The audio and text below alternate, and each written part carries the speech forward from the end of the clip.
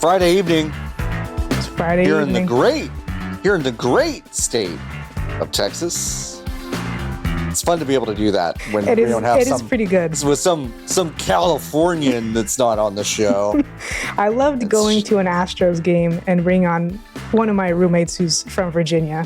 Mm-hmm. And when Deep in the Heart of Texas started with no warning, that was confusing for her. Yeah. Yep. What are we clapping for? Everyone knows the song. Is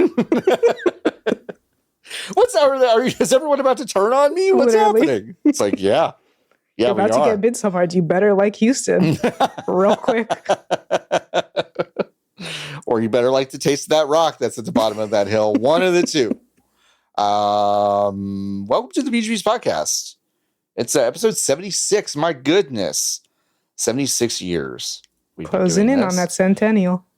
I am closing in on that centennial. I didn't realize until sometime a little bit earlier this year that next year is the 250 for America. Yeah. Oof. Rough 250, huh?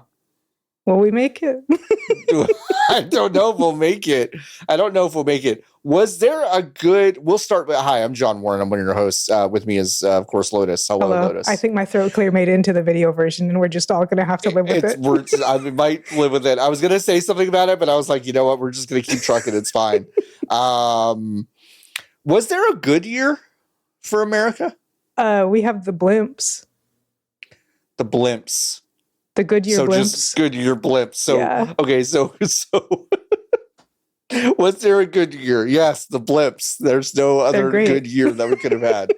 That's about right. Maybe the first one. You think the first year was great? I guess compared to not having one. I guess so. I can't decide if there was a good year. I don't know if there was. Like a solid, what's the best year? The best year is the one that when you were young enough that you knew when a good thing happened, but you don't know about anything else. Mm-hmm. I'm like, 2015 gay marriage. I remember Kesha posting a Vine about it, and I was like, wow, I love her. Sure. Wow. Great. Remember Vine? Now it's coming back. Did you see that? No. Oh, they really, Jack Dorsey's bringing it back for real. Oh, I feel like every once in a while that is said, and then that is said. Tune it out. The thing is this. So again, a grain of salt, everyone. I know very little about this. I swear I know more about the things that we're going to talk about this week than this story. Okay, but it's Jack Dorsey, but he is he's banning AI content. That'd be nice. And I was like, okay, you had one good idea in the past decade, so. That's good. Good for you, Jack. Still not gonna. I don't know. It's not gonna do anything. You know. They said they're gonna reopen the Vine archive, so a lot of those videos will be like natively available again on that platform, which is also a little bit enticing. Although, like, you can find all of them on TikTok if you just know what to search for on TikTok, on YouTube, on multiple places. Yeah. I could recreate. Forget AI. Jack me into the cyberpunk brain dance thing. I could recreate it pixel for pixel. Some of them. Macaroni and cheese. How's your week? What'd you do? Did you do anything fun? Nothing fun. I feel like all week has been reading successively more deranged gaming news articles. It's been a weird one. Varied week. Mm-hmm. Not really There's one a lot. thing. You thought there would be one thing and it would be the Rockstar thing. It's not. Oh, it's not. It's not. There's so much more to everything that's happened this week. Let's get to it. I think honestly the news I'm most excited about, and I would say the most straightforward piece of the week, is Valve is releasing 3 products next year. A Steam controller, a Steam machine, and a Steam frame. Everyone celebrate like they've never done this before. Yeah. And they're going to be really well supported for a really long time. We know their track record, and there's nothing to worry about. So the thing is that, yes, of course, we've seen all of these before. A VR headset, a little box that plays Steam, and a controller that has bad trackpads on it. Okay, we've seen all of it. Okay. But now this time, they're backed by the fact that Steam Deck actually did really well. Yes. So and exists. In all their collateral and all their marketing language and everything, they basically have just said, hey, this thing did well. Let's try this. Let's run this one back. We did this out of order. And there, you know what? To be honest, there is something kind of charming about being like, yeah, we did this the wrong way around last time. But it's like, I don't know. I do think it's funny that they're going to do this, and then they're also going to drive the other console makers into some sort of psychosis the way that Steam Deck kind of did. Yeah. Like, I'm looking forward to that for sure. I'm really looking forward to that. Lotus, I have to tell you, I'm actually kind of interested in one of these Steam machines. I'm interested in the concept of it. I think because I am and have been for such a long time a PC gamer, I'm kind of like, that's nice. That's a nice story. I have a $1,500 machine that I've maintained for the past 11 years. So because critically also the GameCube, I don't think is as portable as we are pretending it is going to be. Because as someone also who grew up with the GameCube, with one older sibling and a dad who owned an SUV, we did not take the fucking GameCube on vacation. Despite the SUV, it's a pain in the ass. Handle. It has a handle. It had a handle, but it wasn't a thing that I was like, I'm going to throw this in my backpack. I never did that. Or even like the PS2, which is very small. Yeah. Like, no. So, yeah. I don't know. It's a nice idea. It's a nice idea. It is 6 times more powerful, they say, than a Steam Deck. It has got some custom GPU bits in it, kind of on par with like an external GPU that you might plug into a laptop, I read. 2 different storage capacities, one 512, one 2 terabyte. You've got 16 gigs of RAM. You've got 8 gigs of VRAM. You have an AMD 6-core drive. You've got all the fucking inputs on the back of this thing that you could want. There's an LED bar that you can customize to do stuff, but it can also just be an indicator of what's going on with the system. There's a faceplate that you can pull on and off and like replace it with other stuff. And it is small. I mean, it is small. It looks to be about the same size as a GameCube, but with no handle, crucially. I don't know. It's neat. When they showed it just kind of plugged in next to like a monitor or a TV, I couldn't help but just go like, wow, a console that just doesn't look deranged. That's cool. Like, it just is small. And like, I do like that. There was nothing wrong with the black Xbox box. 360. No. There was nothing wrong with it. There was nothing wrong with that. There was nothing wrong. And again, as many people have said, as we were saying, or as we repeatedly say incidentally when talking about Xbox, this should have been the Xbox, where it's just a computer that you plug into the TV. It's just a computer.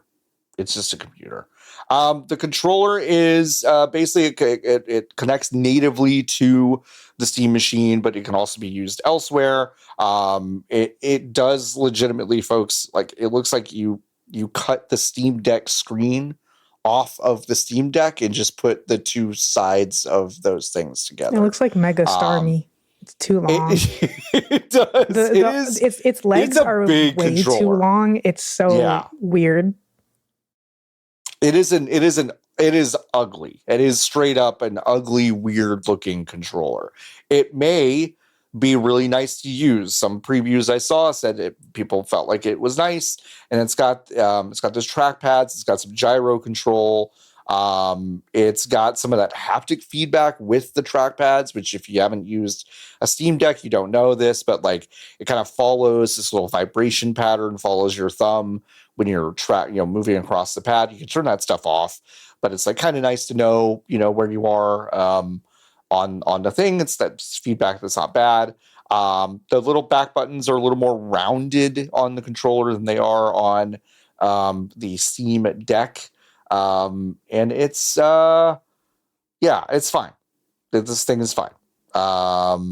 The other part of this that like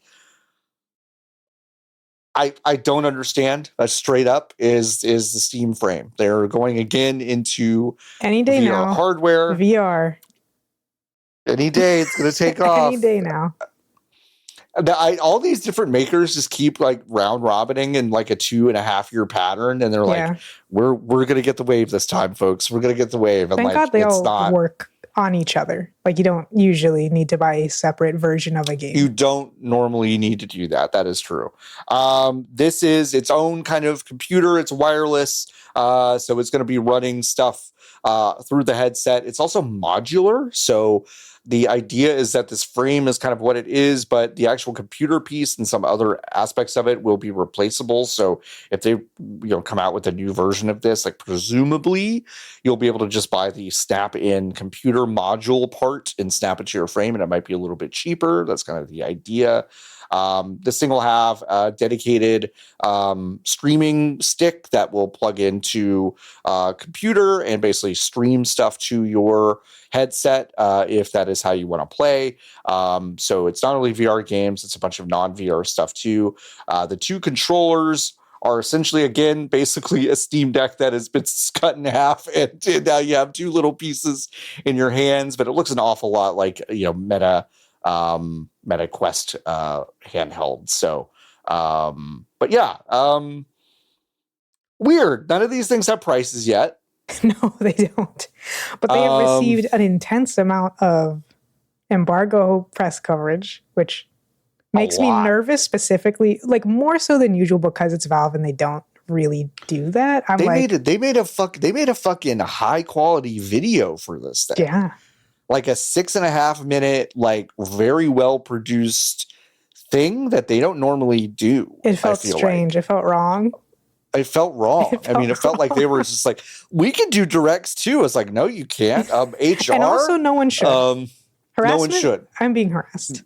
I'm being harassed. It is odd. It is a weird vibe that they're bringing to these things, but I have to admit, again, like I said, the Steam Machine I'm interested in.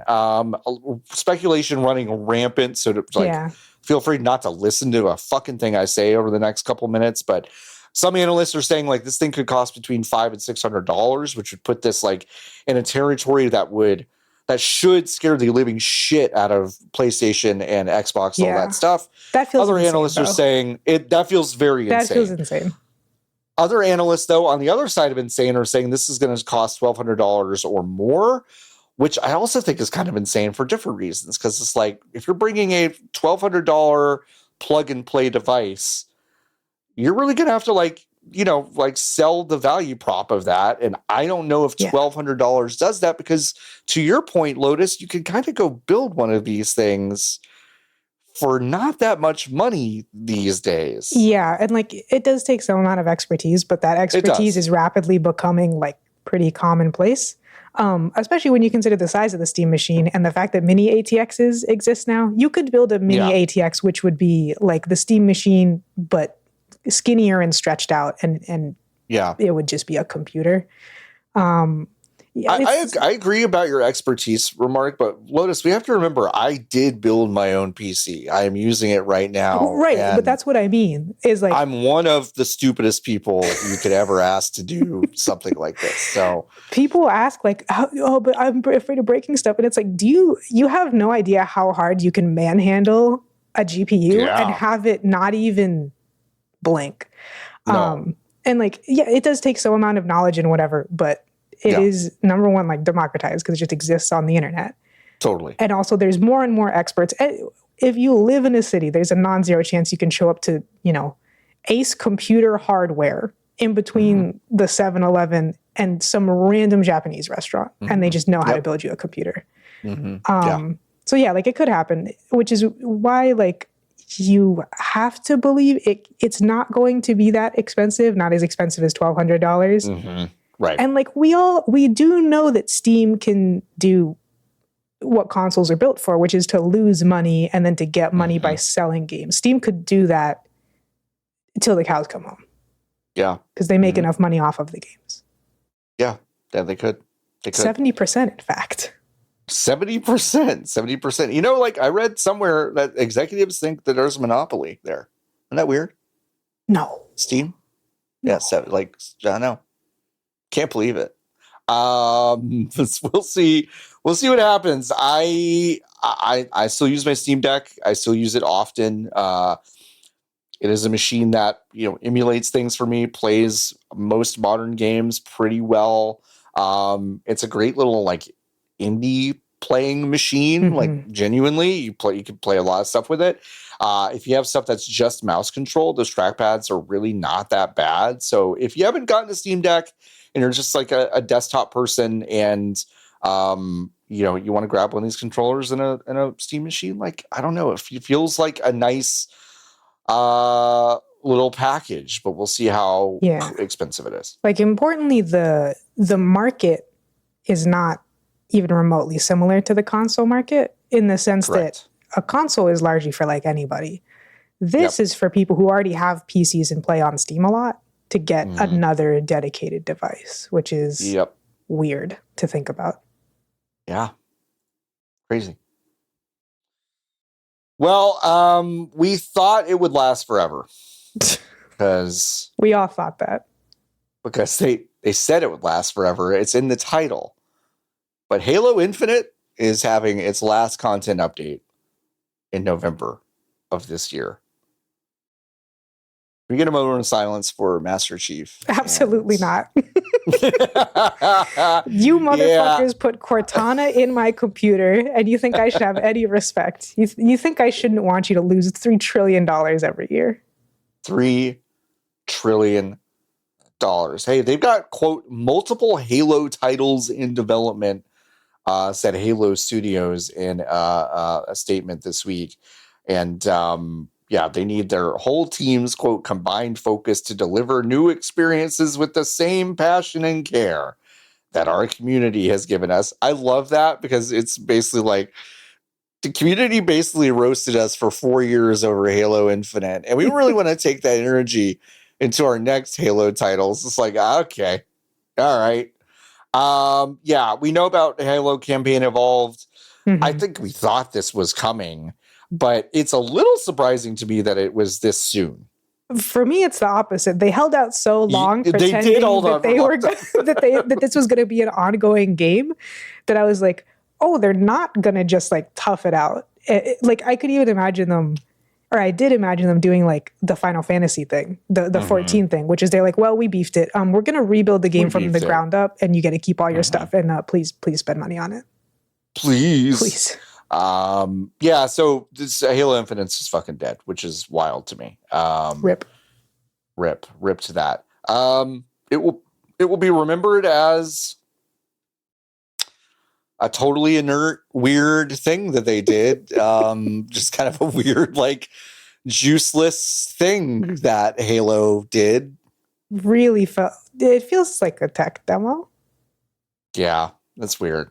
We don't. The only person that loves this game is not on the show this week. It's true. So finally, I can speak my truth. Yeah, we can speak our truth. The game, not great. I had a really good time playing the multiplayer for one weekend, and then I tried to play the quote unquote campaign and like really didn't enjoy it. So, and again, when I played, it did not have a campaign, and I said, "Die, maybe die." Yeah. And it turns out when I uttered such a phrase 4 years ago, it took some time. I'm not an Etsy witch. I'm not a professional, but I did my best, you guys. It had to hurdle through time and space. Yeah. So, hey, folks, if you want Lotus to will something into existence, you better ask her now. Yeah. Because it takes a little while to get to you. A really interesting piece that came up this week over at The Guardian.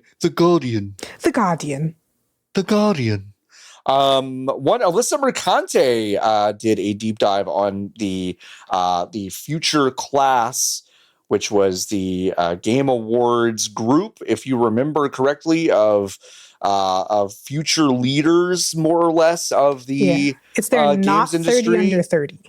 So not 30 under 30, and you know what? It isn't not. It's extra not. all respect and love to Khalif Adams, it is not a 30 under 30 because that dude is not under 30. I love you, but we know we're both really old. But it was supposed to be a celebration of the, quote, bright, bold, and inclusive future of the industry. A couple of good friends of the show, Natalie Checo and Khalif Adams, were both a part of this group, just as a disclaimer. But, a lot of other people were too. Emma Kidwell, a bunch of other folks. Alyssa Mercante talked to a bunch of them to basically get the lowdown on what it was like to actually attend that event. Because if you don't remember, they basically dropped the whole fucking thing right after it happened. Then there was pressure for them to acknowledge it and actually do something with this thing that they started to build. And then nothing ever came of that. This story is crazy. There was a party that they kind of threw, a mixer, but then Jeff didn't show up to it, but was having a party in an adjacent room with a bunch of influencers. Which is wild. It's so awful, but it's grimly funny. What the fuck, man? It's hilarious. It's hilarious. And it's literally how you would it's how you would kill him in a Hitman game. Is you have to go to the first party and then it's well, I guess he's not there. Interesting. And then you find out he's at the other party. He's just at the other fucking thing. No official leadership even showed up until the meetup was basically over. That's what Jess Negron said. The meeting was held at a Starbucks, which is really crazy. That detail felt so insane to read. Was just we got this group together, our best and brightest. We're just gonna get together at a fucking LA. Not even Starbucks. a bar, not even a privately owned establishment. You couldn't get them a private table at Hibachi. Right. I mean, it's fucking incredible. Lotus, Nikki and I reserved a room in LA for fucking weirdo randos we know. We're not putting together a group of best and brightest. You don't look at that room and think that that's the best and brightest. No way. But we still paid the money to do it. And Jeff Keighley can't fucking do that. Well, he can. I mean, but he can't. That's the problem. We know. We know. We know. You know. I know. We all know. He doesn't fucking care. He doesn't fucking care. He doesn't fucking care. Oh my God. He doesn't fucking care. Can you imagine? What do you think this was? What do you think this was then? Was this someone in his PR team going, I think this is a good idea, you should do it? And 100%. then basically he was just yeah, I told you this was bullshit. And then I think he wanted to do a 30 under 30 and they said, well, we don't want to just do 30 under 30 because they do have games people on there as well. So it's kind of make it our own thing, future class, blah, blah, blah. And it'll be diverse and inclusive and whatever. And it's okay, whatever. That that has a legitimizing factor to the programming. Yeah. I mean, unbelievable. Like it. Not only that, but they've removed the future class page from the website. So, even if you were, let's say, excited about this accomplishment, wanted to put it on your resume, whatever, there's really no evidence you're ever part of it because they've taken all that stuff down. It's just a lot of really weird shit. And I think the thing that I will say, of course, the elephant in the room that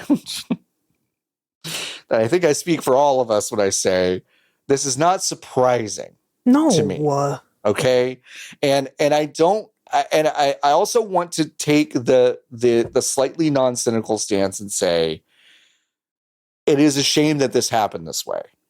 I wish that it was a notch, a soupçon of evidence that there is a soul within the weird haunted dummy body of Jeff Keighley. But I don't know that there is. I don't know if there is light behind those eyes. I don't know what's happening.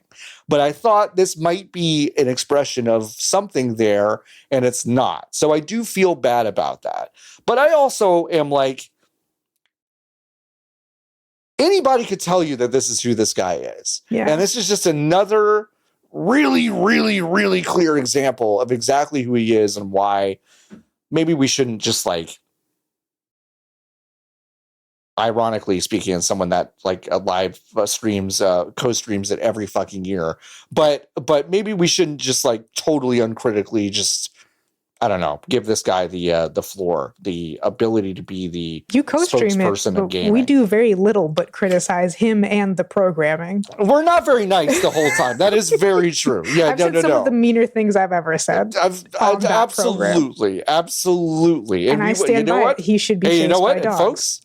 And folks, we're gonna do it again. And we're probably gonna do it again. But like it is one of those things that deeply frustrates me. I do feel bad for that group. I do feel bad for people that had kind of that more of a pit of hope in them that this was going to be some sort of move towards something that legitimizes the craft and the people that make games more so than the unbelievable commerce of the whole thing. Mm-hmm. And of course, that's just another failure. So. That's fair. That's your less cynical take. I know. As the other person on this program who's... Please. I do feel bad. I feel bad that this happened to anybody involved. However, if you thought that this was a real thing, I do kind of think that you're a rube. Like, I'm sorry. I'm sorry that the industry has squashed what hope you might have had. But by the year of our Lord 2020... or whatever, and then again in 2023, I feel like it's not realistic. I feel like it's kind of out of touch with reality to believe that Jeff Keighley and his program cared at all. Definitely. I mean, and I think what is interesting is that I think I can't quantify how many, but like I do believe many people who were actually lumped in this first group probably do know better, and they just were excited to be part of this thing. But like deep down, like I know they knew that this was weird from the jump. But yeah, I agree. Like, if you thought this is going to be I hope you got something out of it. I hope you got something out of it. Like a fucking free white chocolate latte at the Starbucks. Yeah, a white mocha from that Starbucks. Because you didn't get a free flight. No, you didn't. I mean, how fucking crazy is this? Didn't get free room and board. Didn't get a free flight. It costs $250,000 to get like a fucking minute trailer at this goddamn thing, and this guy can't pay for your flight. His parents made IMAX. Yeah. Like, he can fucking afford it. It's an asshole. I'm looking at this asshole with his gold, with this fucking suit and these gold sneakers. This fucking asshole, dude. Fucking asshole. Do you think they'll ever have him on sneaker shopping? Oh, Jesus. I hope not. Look at this fucking asshole. Look at this fucking asshole. Anyway, if you're watching the YouTube version, that's him. We have him up. What a fucking asshole. Anyway, I'm sorry. You know what? I'm sorry. Jump scare warning. Folks. Jump scare warning. But yeah, I'm sorry. I'm sorry to that group. This is a really interesting piece. These statements and these details are harrowing. They are harrowing from a social perspective of like someone with like, true deep social anxiety at specific networking, specific things. Some of the details here absolutely made me want to crawl into my own ass and die. So go to theguardian.com. We'll put the link in the show notes. And, Alyssa did a deep dive on this, and these quotes and accounts are fucking unbelievable. So, good report. Moving on to another group that's doing so great. It's Sony and their fiscal report. Let's talk specifics about, we talked about Halo. Mm-hmm. Who else made Halo? Bungie. What else does Bungie make? Destiny 2 and I guess Marathon. That's what they say. We can say they are making it. That we can say with complete We can say certainty. they are making it. They are actively making it. Yes. It's true. Destiny 2 is underperforming, which should surprise no one because that game is a mess right now. Especially from when, like, Sony's saying this in the context of what we expected when we bought it, and it's been a minute. Correct. So, It's been a while. It has been a while. So yes, they're struggling to make something out of this thing that they've had for a while, and it has kind of really gone way past its crescendo and seems to be nestling into some sort of like, are we going to kind of Fortnite Magic the Gathering this whole thing? Or like, what are we doing with this thing? It seems to be a lot of real confusion. I don't really know anyone that plays this game anymore. I used to know like 13 people that played this game. Yeah. And none of them play it at this point. So it's a very interesting. A lot of messy breakups with Destiny 2 have occurred. Yes. And also they say that Marathon is coming before March 2026, which is, I'm going to say it. That's news to the Marathon team, I think. It sure fucking is. Are you kidding me? That's 4 months from now? Yeah. It's really nuts. How can you lie like that? How can you lie when people know you're lying? Yeah, I don't know. Listen, I will also say their attachment to that before March 2026 has to do with their fiscal year planning. Right. And then when they were asked about it, it does look like there's a very clear exit ramp for them to be like, well, we're going to move this later, because all they said is we are fully dedicated to launching the title to schedule, which is nothing. It's a nothing burger of a statement. So why even bother? Why even bother? Why even bother? What happened here is that the fiscal year projections went out public before someone on that team saw it, and they're like, oh, now we got to fucking lie about it for the next couple of months, because they know this is not coming out in March 2026.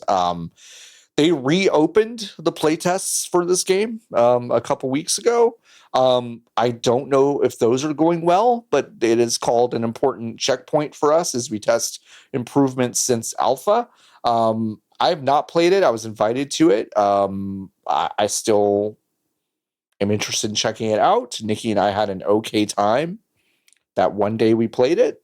But I still look at things like Arc Raiders, which we'll talk about in a moment, Escape to Duck Off, or whatever the fuck, whatever that's called. Yep. And other games that are doing this kind of gameplay, this extraction shooter stuff, and now doing some riffs on it and getting in before Marathon is out. So I don't know. There was a lot that was slick about this game, but I still, from a genre perspective, don't know how exciting this is for the public. That's kind of the critical thing, I think, is that like extraction shooters as a concept were largely launched by Escape from Tarkov.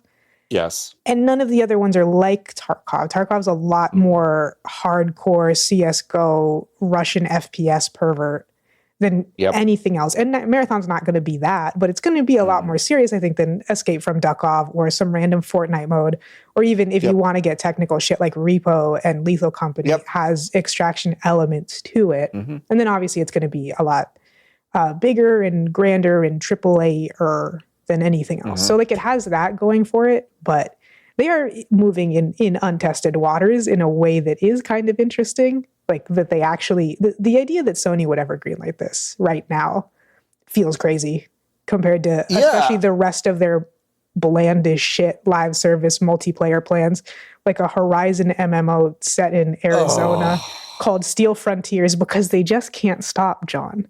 Frontiers, Pioneers, Manifest Destiny, etc. They can't fucking stop. And then also making a multiplayer game on top of that. So like, it's weird. It's an anomaly. And so in that sense, I'd like to see it at least do something. I would too, except the thing is that like, I think this game, when it was first kind of teased, and then that there's a really slick, if you haven't watched it, you should, like 9-minute cinematic trailer thing for it that I thought was really striking. And it all hints at, I think, a much grander experience than what is there. this is a pretty small experience. I mean, this is a fairly confined and I would almost say deeply unambitious game from a gameplay perspective. There's going to be another ARG. There's going to be lore, John. There's going to be companies that you'll know the names of. And is that hitting? Are your buddies talking about it already? I don't know. I don't know. I think there are some sickos that will like this a lot. I think there are the Destiny lore sickos that are going to be super into this. And again, they're really good at it. If this is your thing, they are good at that. But I just from like when I look around at what else is out there and what else is either gaining or has an unbelievable amount of traction already, they seem to have more ambition than this game does. So it's one of those things where I don't know if people are like clamoring for something that is just a tighter experience and smaller experience when a lot of really popular stuff is jumping off that has kind of a grander scale. So I don't know. If you're AAA, you shouldn't go small.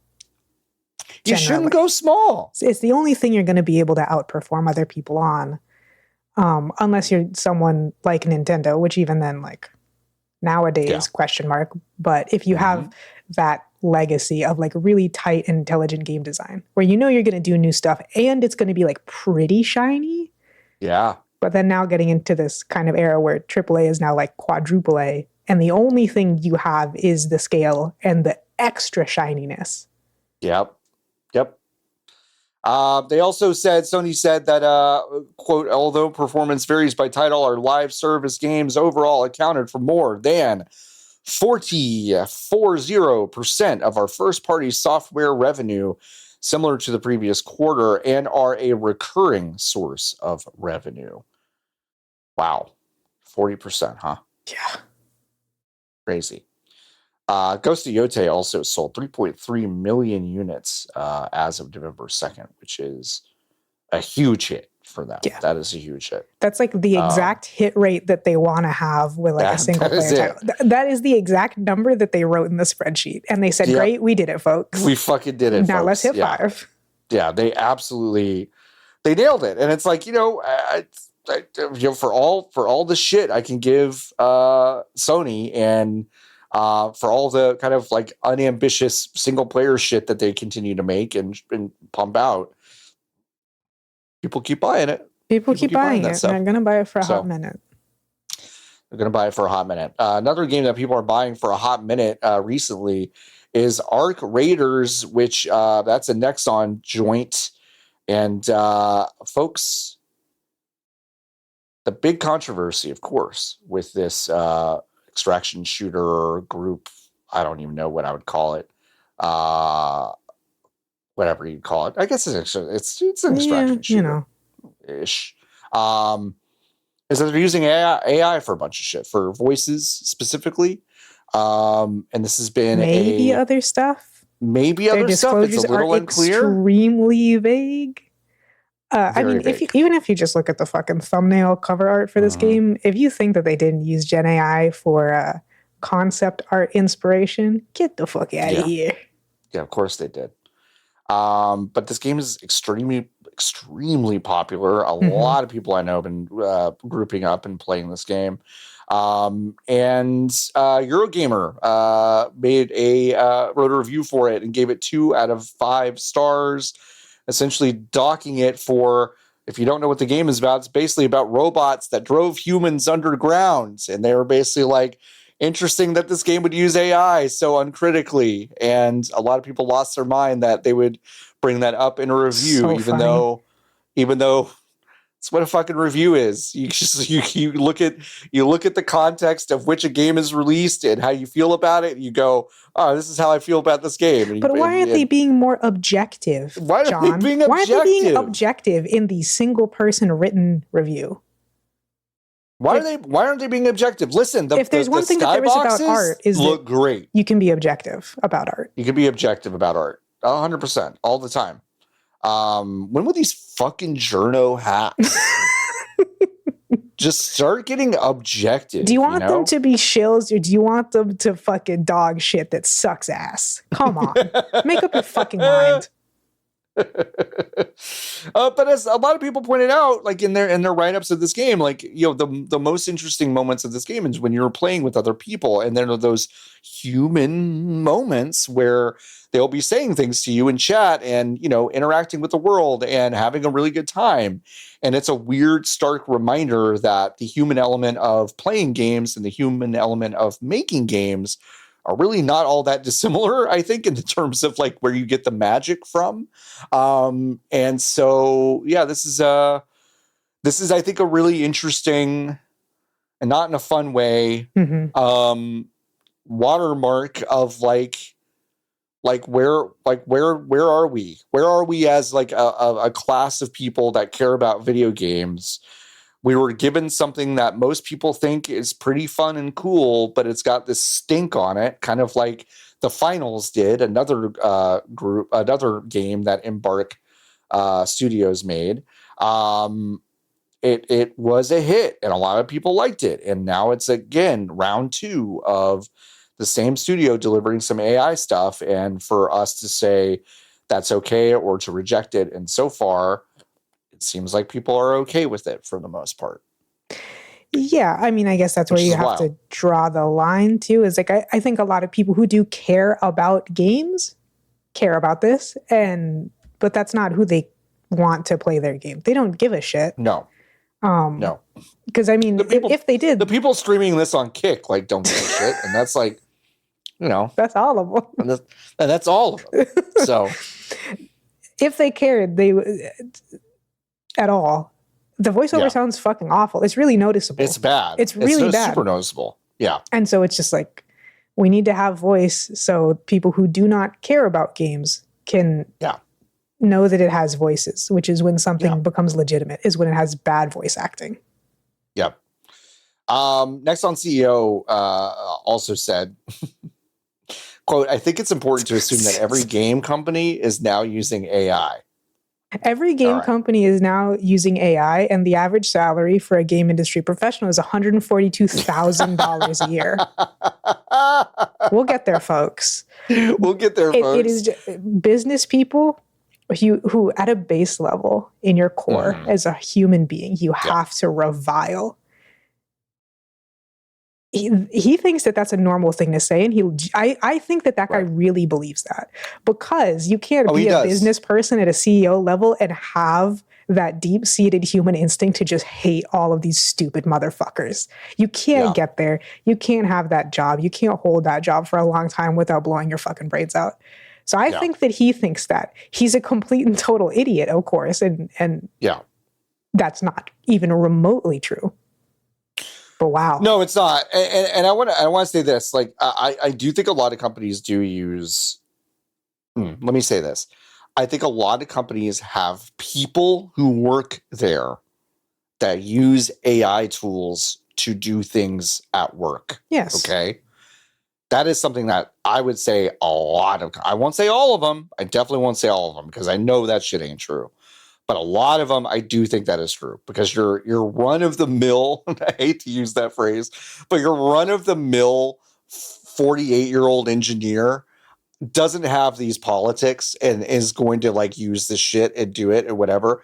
But I think what he is saying, what Nexon CEO is saying, is that from an institutional level, game companies are all using, which is not remotely true.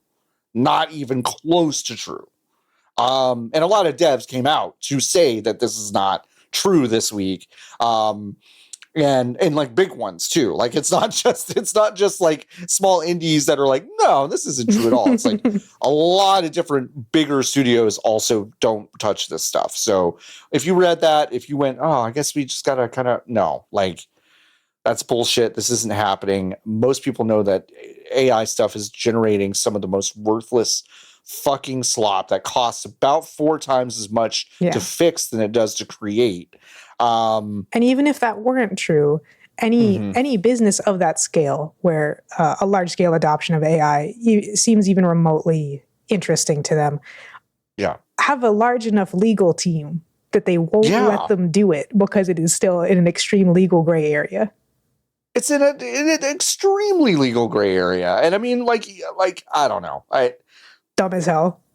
Weren't the Pal World guys like, AI's fucking stupid? It's like, it's interesting. Steal your stuff the old-fashioned way. Steal your stuff the old-fashioned way. Like, fucking iterate and steal like a regular game developer. If you're a good game developer, and I say this with 100% honesty, you steal shit. I agree. Yeah. Game development is about stealing things. Making art is about stealing. That's true. And it's interesting in particular with Power World because they got so much shit because they use Gen AI. Why? Mm-hmm. Well, because I don't like because they stole Pokemon. Because I don't like them. And then like the CEO of Pocket Pair did have like statements of liking AI stuff and being really interested. And I think they made 1 or 2 AI focused games. Yeah. So like they tried it out, especially in the environment of like 5 years ago where general public opinion was a little softer. And they went, man, this shit is bogus. This shit's fucking, this shit's fucking whack. They officially dropped it, which I think is so funny. Which is super funny. And it's like, it's true. It's like everyone is waiting for this shit to turn some sort of magical corner. And it doesn't even matter, but it's also not coming.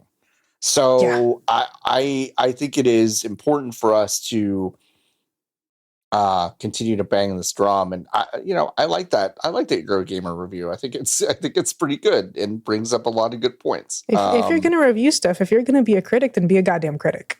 Well, be a fucking critic. And I respect the hell out of that. Absolutely. All right, let's move on to a game that I am quite interested in, but boy, this was rough. Had a really weird week. I also agree. I want you to tell me more about this because you paid really close attention to this, but this is about Ambrosia Sky. I paid close attention because I was fucking confused, John. Right. No, I get it. Because I also didn't know this until you started to like post about it. And I was like, what? But Ambrosia Sky it's an indie narrative focused, basically like power wash simulator. It's like an ImSim. It's very, it's hard not to look at it and think about Prey from 2017 from Arcadia. Right. Which is great. A great comparison, a great game. Yes. But yeah. Extremely flattering. So yeah, this game, the word isn't like hype going into it, but I think a lot of people who do play like indie and AA games like got this on their radar from either a PC gaming show or a future game show, I want to say. It's just one of those things. There was a preview event too that was really glowing. A lot of people played it and were like, ooh, like keep an eye on this. But yeah. Yeah, it just kind of nestled in a lot of people's brains. I think of like, oh yeah, I got to remember to like check that out. Which I did the same thing. I get my email from my Steam wish list that this game has come out. Ambrosia Sky is now available on Steam. I go, great. I go to the website and the little thumbnail that shows up, just above the review says Ambrosia Sky, and it now has a little yellow tab on the key art. And the key art's like a little more zoomed out than before. And the little yellow tab says Act 1. And I was like, huh? I don't remember that. Scroll, read the description. There's no mention of an Act 1. And I'm like, okay, I don't know how I haven't been following this game that closely, but I don't know how I missed this. I look at the community news. There's no mention of it. And so I'm like, what? I put my fingers in the dirt. Something happened here. Something happened here and I don't know what it is. So I was like in a very quick mini rabbit hole that led nowhere, but was eventually answered. I saw the number one Steam discussion was someone saying, what does that mean? What is an Act 1? Or is it just one act? Is that the name? Like someone being generally pretty polite, especially for Steam discussions. And this was all the way from like October 16th, I think. No, I'm sorry. This was from October 30th. After like looking back, I found what I think is the first public mention of it being Act 1, which was a gameplay trailer released on October 16th. Right. Critically, it doesn't open by saying hello, welcome to Ambrosia Sky Act 1. All the way at the end of the trailer, the narrator mentions it, and then the little Act 1 tab appears for, I think, the first time. Go to the Steam discussions, October 30th. Someone goes, huh? They get an answer next day that is very vague, but it does it's like, well, there's going to be other acts, but we don't know how many or when they're going to come out or if they're going to cost any money. But like Act 1 is going to be a contained game. It's like, well, that wasn't I knew that. If it wasn't going to be a contained game, it would be in early access. Full answer comes November 11th. This game came out on November 10th, which is why I was so confused. I go to look at this game with the intent to purchase it. I can't find any information. I was like, what the fuck is going on? It wasn't until the next day that all these answers come out. Answer gets posted in the thread. The game is going to have 3 acts, probably. They don't want to charge for anything past the first one, but they might have to if the game is not well enough supported, which totally makes sense. Okay. You know, that's how it goes. Act 1, self-contained, finished. It's going to need improvements, and they're going to improve it when the other acts come out. And I'm like, okay. Steam store page finally gets updated later that night. Because again, when I went to look, I was like, eventually it gets updated. A news post goes out. What? Yeah, it's weird.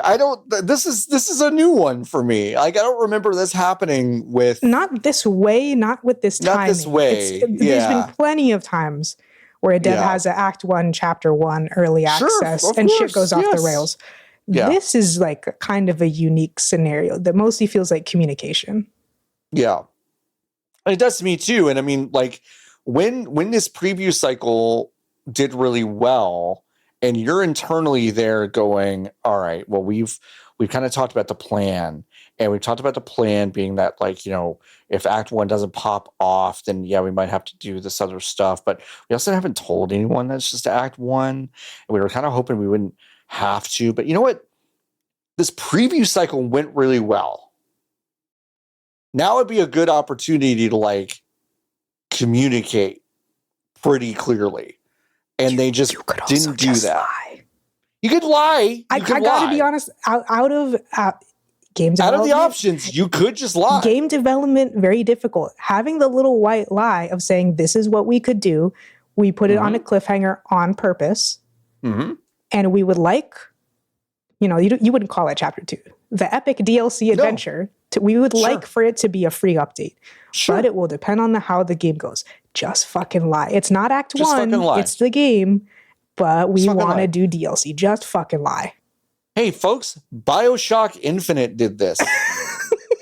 like you didn't understand what happened in BioShock Infinite unless you also got the fucking DLC for it. Like, it's like, it's not crazy to just kind of lie and be like, well, by the way, later there's a new thing. Yeah. And lying is better than doing the adventures by a lie. I think so. I agree. Because it adds a weird seed of distrust. Yes. This can't happen. This can't happen. It kind of doesn't matter why or where or how or who it happened by. This kind of just can't happen.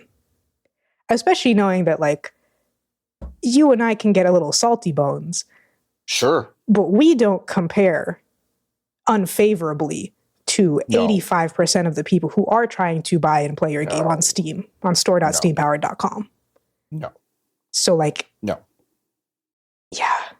Odd. No. Very odd. Very, very odd.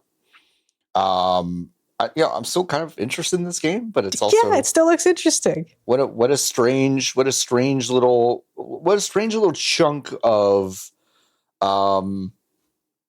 I don't know. I'm not going to say bad will, but just kind of anti-goodwill, if that makes sense. I'm just kind of like, what is this? What is happening?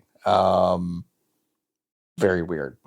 There is a new indie game awards coming, award show coming, which is super exciting.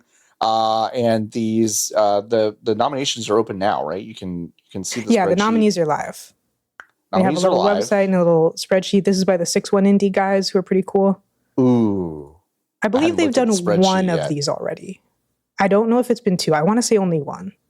I know they did last year, right? Yes. I can't remember if they did the year before. I think that was the first one. Okay. That makes sense. And yeah, those nominees are live right now. I'm looking at them. There's really cool categories, by the way. So achievement and accessibility, of course, like jumps out. But there's also an African Indie Award, which is really exciting. That's really fun. Yeah, I think it's South Africa Pacifically. Yeah, Pacifically. And then there's a bite-size category, which is really cute. Yes. Black Voices in Gaming, which is great. And then, of course, Game of the Year, which is... And also Clair Obscur is here for some reason. Clair Obscur, I did see this. Clair Obscur is here for debut game. I think someone might have drank the Kool-Aid a little too much because like 100 fucking people worked on that game. No, Lotus, you and I have talked about this 100 times. I know. And I am so tired of you spreading the lie that more than 33 people worked on this game. It was 33 people. It sold 3.3 million copies. In 33 days. In 33 days. Sacre bleu. We've talked about this enough. Speaking of sacre bleu, they do misspell it every time, which is hilarious to me.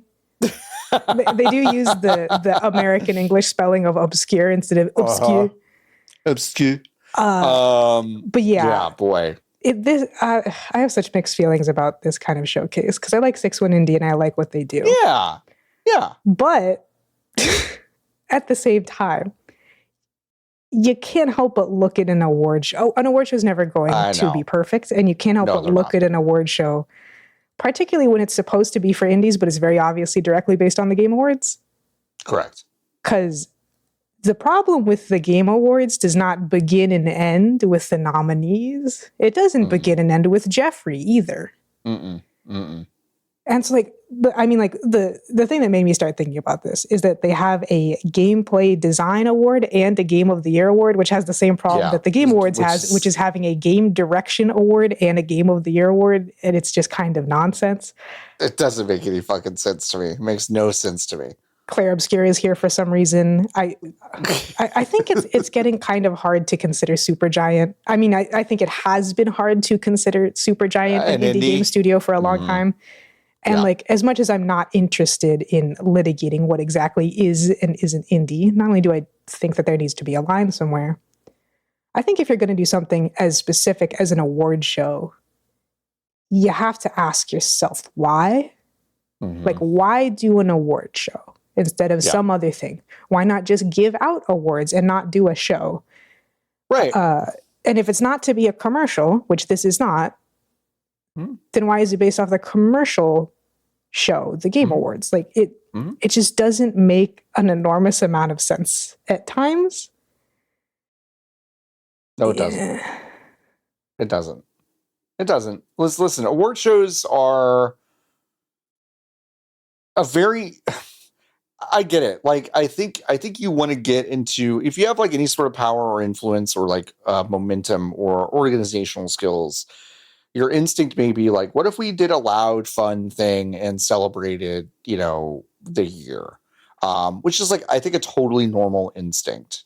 But then when it comes down to it, like the brass tacks of just like actually handing out the awards, I do have this state, like Lotus, I have the same fucking problem. Like looking at these gameplay design nominees, and the Game of the Year nominees, I'm like, why are these different? Why are they? So they overlap and they're different. It's weird. Which is exactly the same as the Game Direction Award at the Game Awards. I think at the Game Awards, it's so crazy to me. The weird thing is, like, right, the Game Awards wants to bill itself for the sake of getting money as the Oscars of gaming, right? Yes. It's not the modern Oscars of gaming, but it is the contemporary Oscars of gaming, if you know what I mean. It's the Oscars that said, the whole art thing is cool, but we haven't grown our viewership. So we need to invite fucking Amy Schumer to present the awards and joke about how she hasn't seen half of the movies and how she fell asleep through a bunch of them. We need to have these chuckle fucks judging the animation category, calling them all kids movies and saying they didn't watch anything but Disney. So they just vote for it every time. That's the Game Awards. So that is where you have some problems. The other problem is that critically, the thing with the Oscars is that critics / media journalists make up like a pretty small amount of the judge pool. It's mostly industry professionals. Yeah. And that's how you get to something like the BAFTAs or IGF.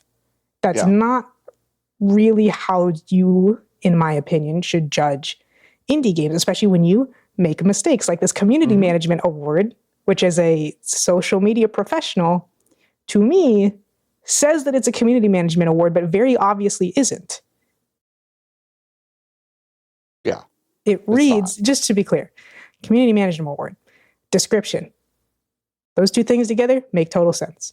Recognizing a studio that excels in fostering a vibrant and inclusive community through exceptional engagement, support, and communication that enhances player experience and builds lasting connections. Okay, that is what that means. The developers of Consume Me are nominated for this. And to my knowledge, they don't do that. They do social media marketing.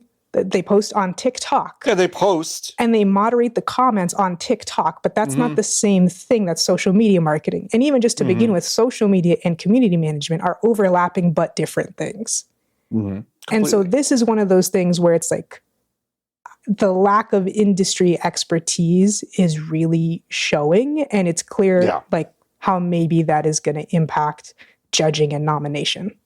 Yeah, that's a really good point. I mean, I think the thing where, you know, if you have an indie game awards sub like show, my first instinct would be to kind of assume like maybe they have a better sense of nuance than Game Awards. Yeah.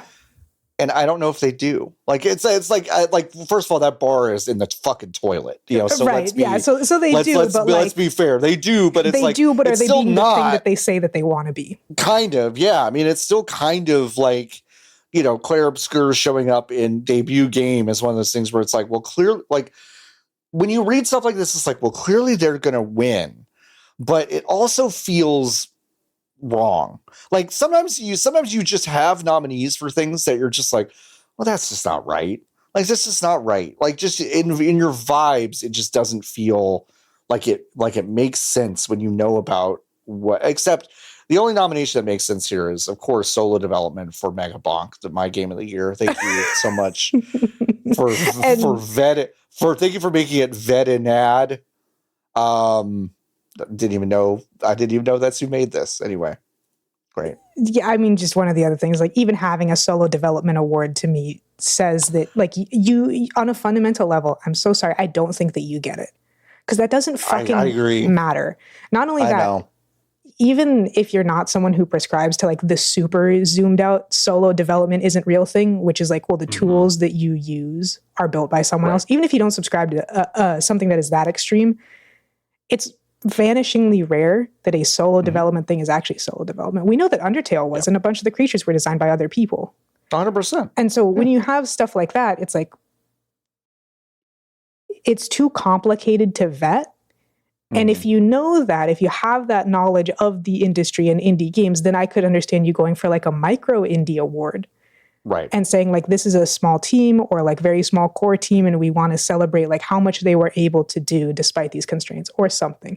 Even then, I don't really think it's a good thing to award or to celebrate. I think the bite-sized games kind of papers that over a little bit better for the energy that it's bringing. Yeah, I agree. I think that makes a lot more sense. But yeah, what an interesting group of categories, interesting group of games. Can I say an interesting group of judges? Ooh, I haven't looked at the judges. It's impossible to say no shade and sound like I mean it. But I do. But I do mean it. I mean no shade. But there's like there's 5 in particular. 5 judges: GameSpot, Game Informer, Giant Bomb, NoClip, and MinMax. Yeah. They're not really known for covering indie games at all. Like even a fucking little, like you could argue NoClip, but even then when I think of NoClip, I think of their Fallout documentary. So like not really, or not even Fallout, Bethesda Game Studios. Yeah. And so it's like, you're falling into the trap that any kind of game of the year or award show falls into, where you're going to have people who haven't played all of the nominees for categories that they're voting for. And if they have, it's by committee. Right. And so if you have a committee of 7 people voting on an award, and 5 of them have all played Hades and Silksong, but they haven't played any of the other nominees. Yeah. And then one of the other people has played Hades and Silksong and all the nominees. And one person has played Hades and Keep Driving. What the fuck do you think is going to happen? Exactly. No, I think that like, and I think like that's such a good point, because obviously they just want the cachet of GameSpot and Game Informer and Giant Bomb like on this page. Like that's what they want. Which is fine. But but they could have easily been like Charles Hart, like who plays indie games on that staff. Like I know that, and it's like, okay, I know what that guy likes and plays, and I know where this is like. That makes sense to me. To go Game Informer, it blows it up. And in general, picking same thing with everybody. It's like picking a guy. Yeah, and like the thing that doesn't make as much sense to you too is right. You have like IGF, which has like 800 gajillion games submitted every single year, and so they kind of do it on purpose, where it's like we have 800 gajillion games. We also have 800 gajillion judges and jury because we know, especially because they solve for game developers, right, who have the experience. We know that none of you have the time to play a significant amount of these. So it's like, are you a game developer? Are you committing to play a whole bunch of games and like be active and talk about them and stuff? Yeah? Right. Great. Where in this, you have such small categories that if someone hasn't played even a single nominee, it really sticks out, but it's still enough games that you can't reasonably ask, hey, Giant Bomb, I know you've played like probably, 15 of these, but we have 50 nominees. Are you going to have time to play the rest of them? Well, no, of course they fucking aren't. No one has that kind of time. No, yeah. So it's just bizarre in a lot of different ways. And it is. It'll be fine. We already know who's going to win in every category. That's probably true. Looking at these, there's a pretty clear standout in most of them. So, yeah. Yeah, you would want to like, and to go back to the thing about like the expertise, right? Is if someone saw the Oscars, the film Oscars, and was like, I want to make a more indie focused Oscars or an Oscars that really cares about the art because they've lost it, you would introduce a lot of new technical categories. Like, you would put more attention on stunts and effects and makeup, and you would allow those awards that already exist to like have actual screen time instead of being relegated to the commercials. Right. But because you're going for an award show that is like the contemporary Oscars, and because you're going for a critic class instead of a class with actual expertise, you can't do that. You can't have an animation category like the BAFTAs has because you don't know how to judge that. No, like at all. So it's nice to have some of these categories, but like it's just the Game Awards again. It feels like someone watched the Game Awards and said, well, the games I like aren't there, and the games I like are never going to win. So I want to do my own thing. It doesn't feel like it actually examined anything that's actually wrong with the Game Awards. Correct. Yeah. It just feels like the NIT basketball tournament. Like I was just thinking that. What is that? So every year for March Madness, they get like the top 65 or whatever basketball teams, and the NIT tournament, literally, Lotus, is you're not good enough to make the big tournament. Right. So we just have another tournament, and it's the same thing. It's the same format. It doesn't address anything. It's just like it could do different things, but it's just like, what if? But West Virginia State wasn't in this tournament. Let's put them in this little one, Right. And that's kind of how it feels to me. The only difference between this is that, and this I do think is interesting, Hollow Knight Silksong and fucking Claire Obscure, that will absolutely fucking clean up Game Awards as well as this show. Right. And that's where, like, as an individual thing, you can put your thumb on the scale and you can just straight up say, well, they're going to be represented there, so we're just not going to put them here. We don't give a shit. Yeah. And that's if better. If the Australia New Zealand Game Award goes to Mars First Logistics instead of Hollow Knight Silksong, I will eat my hat live on TV. Like, I will do that, and it'll be great. But then I'll be really happy for that you have to ask the question, then why the fuck are they there? Why are they because there? They are universally accepted and appreciated as the correct version of modern game design. They are how modern games are supposed to be made. Right. So why the fuck are they here? They're going to be in the other shows. Who cares? They're going to be in the other one. Yeah. It's true. You don't need to cry for legitimacy, especially when you're the only person who can do this. Mm-hmm. Mm-hmm. The show's on December 18th. It's the same day as the Steam Winter Sale. So yeah, that stuck out of my brain. That's smart. That's funny. That's smart. It's really funny. It's true. This is a recurring segment, folks. We're opening gamesindustry.biz and reading an article from it. This one called GDC Survey. Average salary for U.S. games professionals was $142,000 in 2025. Lies and fairy tales. Lies.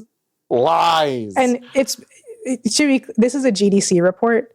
And this is something that I bang on about, which is that like GDC is the name. They do a lot of these really large industry reports.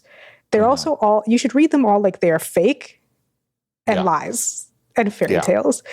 Yeah. This one in particular, they only surveyed 562 people. They broke down the numbers by role, and there's no QA and there's no localization / translation if you're not familiar. So it doesn't fucking matter. Well, no community management. I think they would probably be under marketing. Probably. That's how it always was for me. Yeah, I guess for comms and socials, true. I always had to put myself under marketing. I mean, that's where we were like nestled. But there is no QA, there is no localization. You are correct about that. Yeah, which is bonkers. Those would drive down these averages by quite a bit. Even if we pretend like they're showing the average and not the median, very telling. Yeah. But either way, those would tank the fuck out of these numbers. It would tank the fuck, yeah.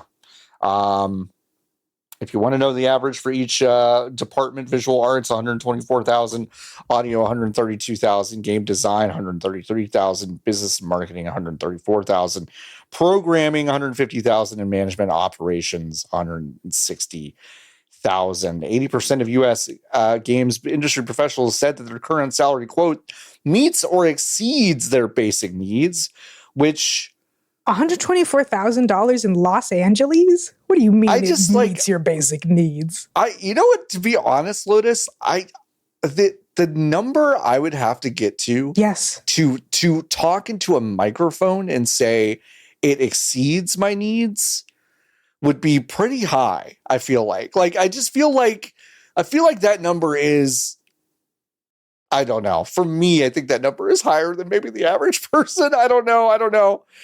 It's just like I just don't know that many people who work in games who would say that. I just don't know. You know, I'll allow some of it to being humble and feeling very blessed that you are one of the chosen few who does make that much in this industry. Yeah. Sure. Mm-hmm. I guess so. One of these 562 people who makes on average $142,000.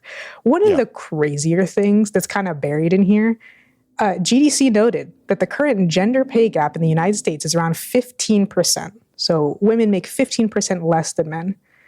Right. The survey found that women earn 24% less than in gaming. That just kind of burying the lead there, huh? 9% doesn't sound like a lot, but in this context, that's big. Unbelievable. That's a gulf. That's a big, big, big difference. That is like going back to the early 2000s, maybe late 90s. Mm-hmm. That's nuts. I forget people of color in this fucking survey. Forget it. 27% less. 27% less, which is crazy. So yeah, GDC. It is really funny. They're just kind of sneaking in. It's like, by the way, we just want to tell you that the pay gap is 15%, but. This is what they told us for this. Just a quick little elbow from Sophie McAvoy. You know what, Sophie? Good job. Honestly, there's a lot of people at gamesindustry.biz. They have to write the business shit that feels kind of fake and they don't care about, but they will swing. Sophie, good job. You just kind of bumped on in there. It's good. It's a good little addition. Incredible. But yeah, I hope you enjoyed our continuing segment, gamesindustry.biz as read by BGBs. Finally, we'll end on this story because it came in hot today. Speaking of the gender pay gap. Yeah, that's right. Nintendo no longer feels like Samus Aran can just do her job solo. So they gave her a fucking nerd ass, real Ghostbusters looking fucking Rick Moranis ass. He reminds me of the love interest for Wednesday Addams and Addams Family Values, the little nerd at the camp. Just awful. 100%. Yeah, you can. This is for Metroid Prime 4 Beyond. There was a new preview event that happened. By the way, the preview event, they invited people out to do this. They played it, gave them about 2 hours of the beginning of the game to play. Today, as we were recording, they release a trailer, or I guess it was yesterday, I can't remember. They released a trailer that basically has a bunch of stuff in it that just wasn't in the preview, just kind of wasn't there at all. So like everyone's preview coverage is kind of augmented by this other trailer that just kind of isn't relevant at all to the things that they covered, which I think is very, very funny. Almost like preview events are fucking worthless. It's really weird that people spend any time or energy on them. But yeah, apparently at different points in Metroid Prime 4 Beyond, you will get a little companion to follow you around. And the one that is featured prominently early in the game is a fucking creepy, weird nerd dude who like bumbles around. A Joss Whedon, they're right behind me, aren't they? Kind of guy.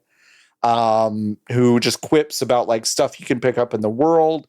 And that's the thing that for Metroid fans like myself, yeah, that seems bad, folks. It seems bad that they're giving you a guy, and it may not be just this guy, but it's a guy at every part of this game that is going to be accompanying you apparently and telling you where stuff is, which is very not Metroid. Like that's you really have not to it. pray that the other guys are not as bad as the guy that they show in the first couple of hours. However, the fucking 9.5-minute trailer that Nintendo put out did not inspire confidence in the like. It didn't. You have the huge black dude with the gruff voice, so he's going to be the commander, and he just wants to see his family, and he's going to like sacrifice himself and blow up whatever. You have the guy who's like, yep.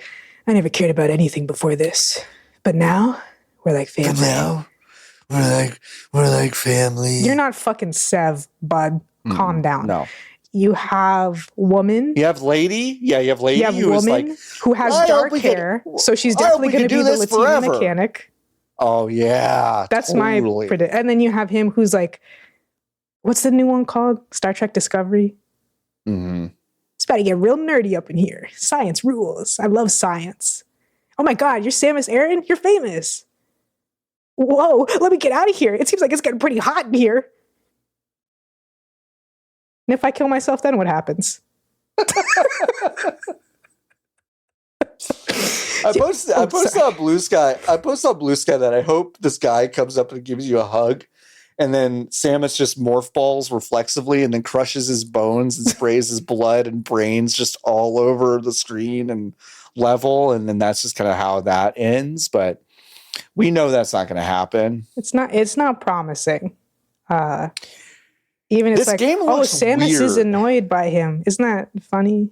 Isn't that funny? This game looks weird. This game looks weird and not like like I don't get it. And a lot of the people who played this preview kind of came away from it, I think, feeling the same way of like, this feels not like Metroid Prime. It feels like another thing. Yeah. Do you remember before VR existed when you would get these games at like Walmart and you plug them into the back of the TV and it has like a Kinect thing and you have like a special remote, like a Star Wars one? This is what that looks like. This is like an Avatar.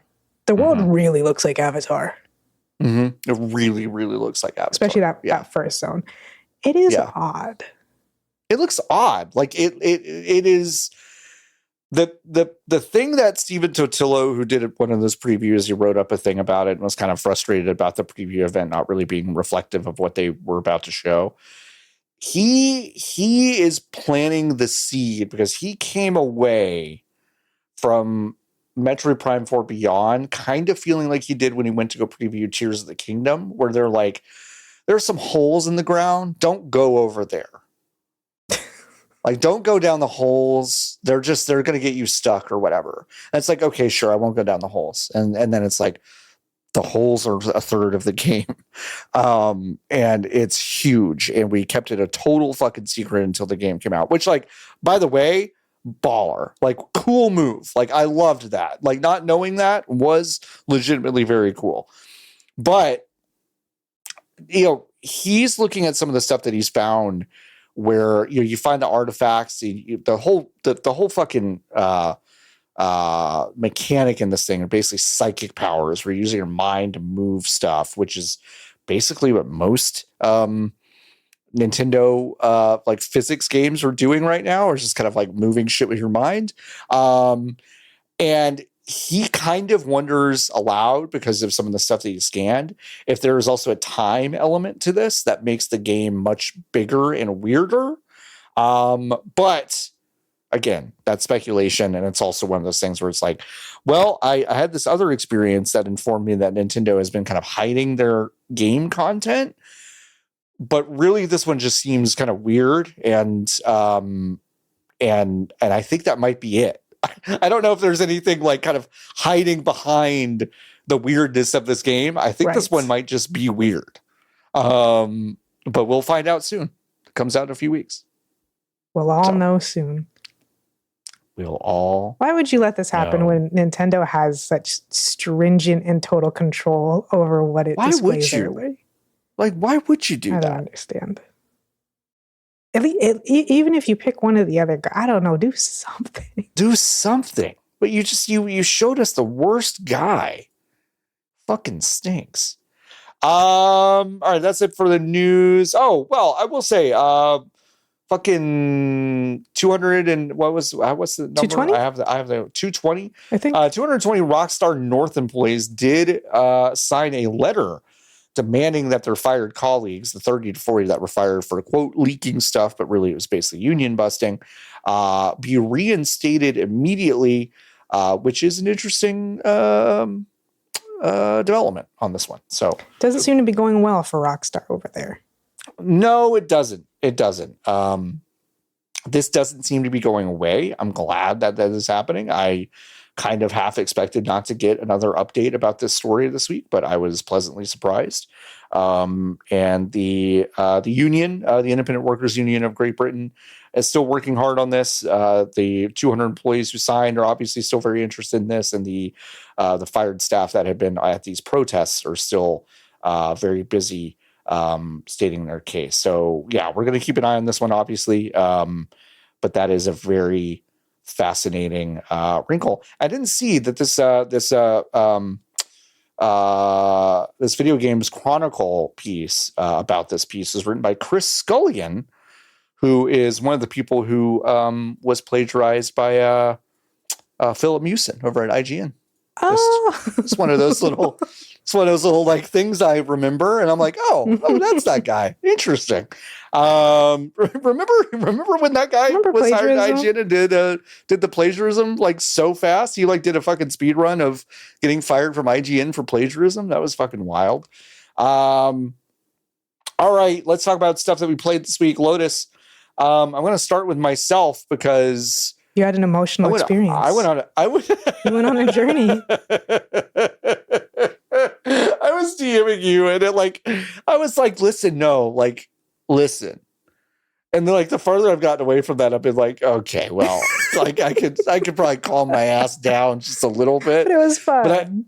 It was fun. I went to Meow Wolf in Grapevine, Texas. If you don't know what Meow Wolf is, the best way I can describe it, it is it is a pay to enter Instagram fodder building with a bunch of like modern art installation stuff. This kind of thing is like art experiences, not a museum. They're called like an art experience or an installment or some variation thereof. Yes. And so I want to be clear. Meow Wolf, to me, having now been to one, straddles a very fascinating line of kind of being exactly the cringy, goofy Instagram fodder thing that I thought it was, and being actually very impressive that people put a lot of care into these pieces and places.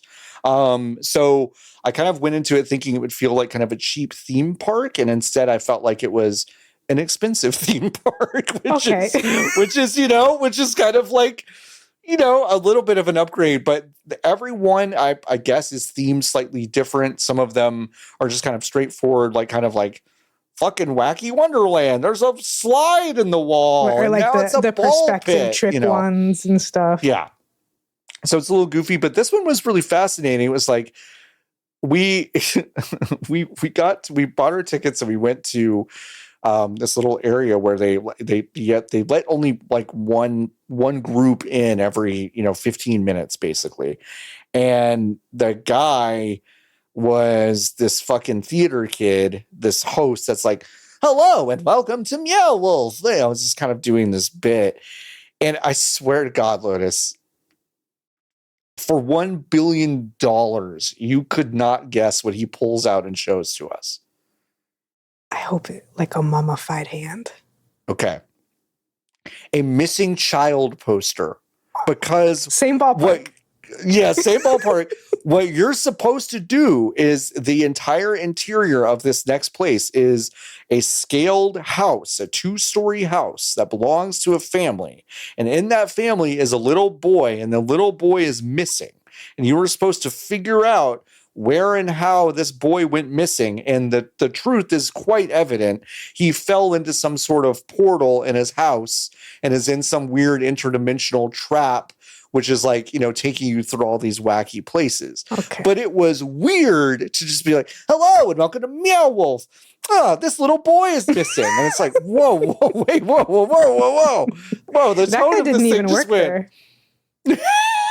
He was just like, I'm just happy to be here about to talk about missing kids.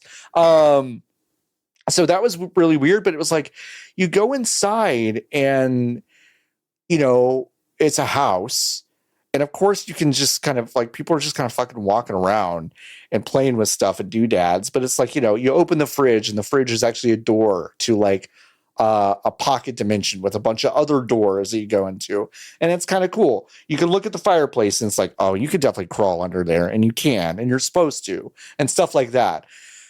There's also an iPad on the table where you're supposed to scroll through conversations between this boy's mom and her friends to get context as to why the child might be going through something and maybe looking for an escape or whatever. And Lotus, what's wild is that it was all like very competently and like professionally impressive. These kind of distinct kind of UXs of these like bespoke, like, messaging programs and images that would load and all these things, these really kind of simple things. And all the writing was like kind of interesting and very realistic and kind of whatever. And it's like, oh, I'm me. And it's also kind of woke. It's like, oh, I reconnected with a friend of mine. By the way, I go by this name now. And it's like, oh, you've got a trans friend, and now your trans friend is in your life, and whoops, you're romantically involved now. And like, so I was like, this is woke as shit in Grapevine, Texas. Okay. All right. This is weird. And so like, it was kind of interesting. And then there are, you like go into the weird, crazy dimension where there's a bar, of course, and you can buy drinks, and they're like, pretty bad. And there's like a frozen machine on the wall, whatever. But like the kind of design aesthetic of like this other dimension is like kind of fun and a little cyberpunky, and kind of like you fell into some sort of like Guardians of the Galaxy planet that, you hadn't been on. There's an intergalactic ATM machine that's really just like a cool number puzzle that you got to figure out. There are little like doodads and games that you play with. There's also an arcade, which has a strange scaffold game inside, which is called Dreamfather Loves You, which is basically just a specific installation that they made for Meow Wolf Grapevine, and it's nowhere else, which is fucking cool. Like, that's awesome. Like, that's video games, pal. Like, that's great. And the game is just like you're trying to impress your dad, who doesn't love you, by doing the old Oblivion mood game of trying to do the 4 wedges. So they did end up using that. So they did end up using that, and that is what they used it for. They did use that. And it was really fun. It was a cool game. And there are a couple other indie games in there that were really interesting. I couldn't play them because there was no one there to play. It was like a double. You had to have a two-player to do it. And there was no one there. And it was just kind of fun. And there, every once in a while, there was a room where there was like a really interesting piece of art in there. And that was cool. So it straddled this weird line of being very touristy, a little bit like cringy and weird, with being, actually quite fascinating to me to be at a place at the Grapevine Mills Mall. Interesting. We got 8 space o'clock here in Texas. And we're apparently making use of it. I think we have one. I'm pretty sure we have one. I think you do. I have the website open. Where are they? Houston, Grapevine, Denver, Santa Fe, Vegas. Eat and drink inside the multiverse is what I've found. But that's what Houston is doing. That's one of the tabs. Apparently, ours is called Radio Tave. Radio Tave. I'm gonna guess Radio Tave. Oh, I don't know. It might be Radio Tave, huh? I don't know. All right, so I found that would appear to be the bar location. It's called Cowboy Heaven. I'd like for you to try to guess how either of those words is spelled. Cowboy Heaven? Yes, for this. Oh, Kow boy, and then heaven is Hevven. You're really close, actually. COWBOIX. Oh, I guess the X is silent. Heaven, sure. HEVVVEN. Oh, fuck. Okay, I went too safe. Whatever they meant by that. All right. Whatever they meant by that. Yeah, I don't know if I would say I don't know who I'd recommend this to. I don't know who I would recommend this to because it was also $40. And $40 was like that was kind of a lot. $40 could get you a lot. $40 could get you a lot. So it was $40 per person, and that felt like a lot at the time. And yeah, but from a game design perspective of like having this kind of weird ARG that you're supposed to like solve during your thing, I thought it started really interestingly, and then like what happened to me is I kind of lost the plot and didn't really figure out if like there's no like clear win condition of like figuring out what happened. It's just like you're kind of it's like intrinsic, but they kind of set it up like it's a game you need to play and solve. So it's kind of odd in that regard, but yeah, again, don't know who I would recommend this to, but I did have a more, and I said it to you, and so I'll back it up. I won't lie about it. I had a more emotional response to it than I expected. Yeah. Because I just didn't expect there to be art that impressed me, and there was art that impressed me. So. I can say, for not knowing who to recommend it to, what I can say is that museums in Houston are extremely fucking expensive. They are expensive in Houston. So that's true. This could be cheaper. The NASA Museum is $44 American to get into. That's pretty crazy. I don't give a fuck about NASA no more. I know. Not $44. Not $44. Yeah. No, Dallas museums are a mixed bag. Kimball's free, I think, here in Fort Worth, which is lovely. The Natural Science Museum has some kind of like it's free on certain days and certain times. So it's but are you realistically gonna go in at Tuesday when it closes at 6 p.m. or whatever? Probably not. I dearly miss the Getty in LA. I dearly miss Crystal Bridges in Fayetteville, two museums subsidized by two of the richest families in the U.S. But you know what? It's fucking fun that they're free. It's really, really nice. If the government's not going to do it, someone might as well. Mm-hmm. Someone might as well. All right. So that's one of the big things that I quote unquote played this week. Lotus, you played something called The Good Old Days. Yeah, this is an adventure game based off of the Goonies. Not licensed. They're called the Nuggies, which is extremely funny. Oh my God. That's such a perfect, Mm-hmm. And so it is, I guess it's like a Metroidvania, but few important things. It is designed to be multi-run. So like you play it and then the game kind of remembers what you did. You keep certain items persistent. It doesn't like remember the maps. And you play as the Noogies. You have your main guy who's Sean and he has bombs. You have the fat one who is called Foodie, which is more than a little on the nose. Boy. Yeah, and I know that all these characters are based off of the Goonies, but he reminds me so much of Porky from Mother that in my head he's just Porky. He's just Porky. And his thing is, you know, because he's fat, he's also very strong. So he can like break little walls and stuff. And he's like better at fighting the little stuff, although it's a very not combat focused Metroidvania, which is what I prefer. I'm sick of omnidirectional fucking dodge, roll, whatever. I'm over it. I've done it enough. So I like having the not combat focus. You have Bruce, who's the orphan, who runs real fast and he can squiggle through little holes. And then you have the nerd guy who's named Doc, which is weird because he's 10 or whatever. And he has like a special device that can find hidden stuff. And he can also jump high as fuck. For some reason. I'm seeing that. I'm watching the trailer where they show each character, and he could jump real fucking high. 6 foot vertical leap for no discernible reason. It's extremely funny. But yeah, I like this so far. I'm not extremely far into it. I've beat it twice, which sounds like a lot, but it's really not. I think it's taken me like maybe 6.5 hours or something. So it's enough to like talk about it, but there's so much more to go through. And sort of the concept of this is that your deadbeat ass dad has racked up $30,000 in debt and then dipped. And this is the 90s, so that's like $70,000. That's a lot of money.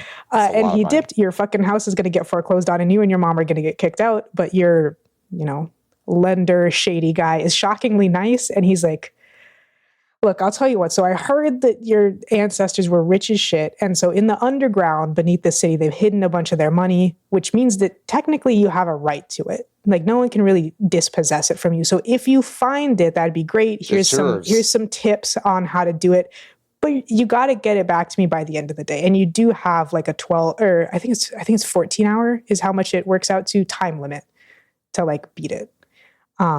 And then you lose 3 minutes every time you die. So it's not like a huge setback. Wow. And you can dump. Like there are times where I was like, I don't know if this jump is possible, but I have like 6 hours left. So I'm just going to do it over. I don't give a shit how many times I die. And I think that that's like an interesting mechanic is to have death not be such a big deal, like really at all, especially in a Metroidvania. It just spawns you right back on the same platform you were at. And this also smooths over some of the rough edges of like getting stuck in weird places or jumps not working quite right, switching between the characters being a little funny and like some weird damage stuff that can happen on occasion. But man, I've just really been enjoying this game. I did have to put the contrast up extremely high because I have the eyes of a 90-year-old woman and I couldn't see anything because it has the whole VHS scan line. It does have the scan lines aesthetic, yeah. I had to turn up the contrast by like a full point. Yeah. And that made everything fine. I find it really interesting. And I think it's really encouraging to have a game where like the idea of beating the game and, you know, not rescuing any of your friends and not getting to use any of their special powers or playing the game and never using a single key, never picking up a single key is like very intriguing. A lot of that stuff you have to remember yourself, but a lot of it is kind of like written down or it'll be denoted on the map or you can figure out how to shortcut the way to get it denoted. Unfortunately, I did have a run where I had a lot of money and then I lost all of it and then Foodie has been eaten by cannibals. No. Poor Porky. Foodie's been eaten by cannibals. That is terrible. Terrible. Poor guy. Lotus, I'm really proud of you. You know why? Why is that? This game came out 3 weeks ago.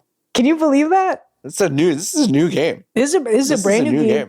Shout outs to Aura Triolo, who put this on her IGF stuff I've been playing blog. Nice. And I was like, that looks really interesting.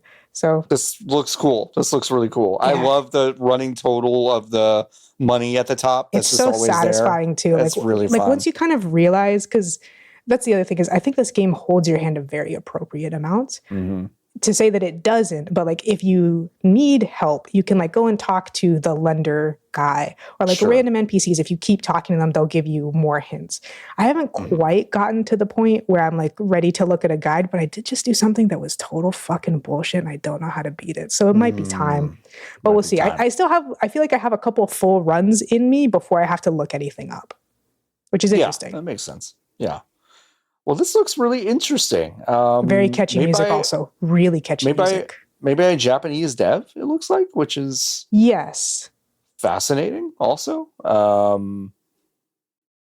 They also made something called Shambles earlier this year, which looks like I don't know what it means, but it's like looks like a visual novel with zombies in it. Oh no, it's like a card RPG game. Like a deck building game. Anyway. The game that might be publisher shenanigans because Steam still has never fixed that. I think that's a different dev. It could be. I think you're right. I just clicked through and it looks really different. But this is the good old days. This looks really fascinating. I'm gonna add this to my wish list. I'm gonna do it. It's a good time. Don't $20. I've got my money's worth so far, and I'll keep going. Let me do the good. Oh, you know what we said last week that I didn't do that I'm staring now Stray Children wish list? Stray Children. What I was going to say is you're proud of me because this game came out 3 weeks ago. I'm playing more than one other game that came out this year, but I don't feel that I've played enough to talk about them. That's fair. Because I think one of the games that I'm presently playing is dozens of hours long. Yeah. Which is tough, but unfortunately I'm interested. Shoot me now. All right.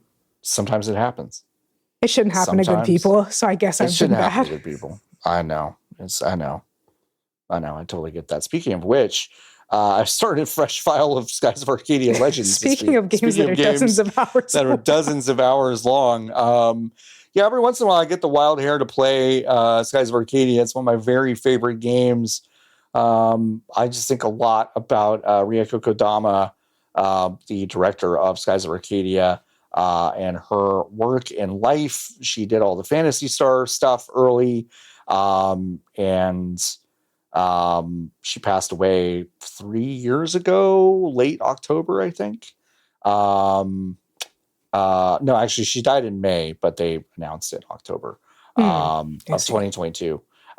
Skies of Arcadia is really, I think, her magnum opus that she worked on. And it's she was a producer on that, not the director, but I don't know. I love this game a lot. If you haven't played Skies of Arcadia, there are a lot of ways to play it right now. It's not out on like Nintendo Switch Online or anything like that, but it's like, it's available. It's available. It's around. It's available. And if you like, exploring 3D space on this like big swashbuckling adventure, you're a sky pirate and you're looking at, you're like upgrading your ship and diving deep into the clouds and higher and through a bunch of cool obstacles in the world. And then also getting bombarded by maybe the worst turn-based random encounter rate that I've ever seen in an RPG, but you can get past it because it's fine. It's okay. They tweaked it a little bit for Legends. It's still not great, but they tweaked it a little bit for that. What's his gray thing? What's what gray thing? This little blob. Oh, this fucking little sperm looking guy. Yeah, he's kind of a gross guy. So that's Cupel, I believe. I think that's his name. He looks like a Cupel. That's Cupel, and he is the companion for why can't I think of her name? That's crazy. Fina, Jesus Christ! No, Fina is so you have Vice, you have Aika, and then you have Fina, and those are the three main characters. And you get a fourth party member that kind of rotates in and out. And Fina's got Cupel, who is her little companion, who is also her weapon. A shape-shifting kind of Mercury guy. That's fun. So, like, you don't really get new weapons for her. You basically evolve Cupel by feeding him stuff you find in the world, and he'll get more powerful and change it into new shapes and stuff. So that's kind of fun.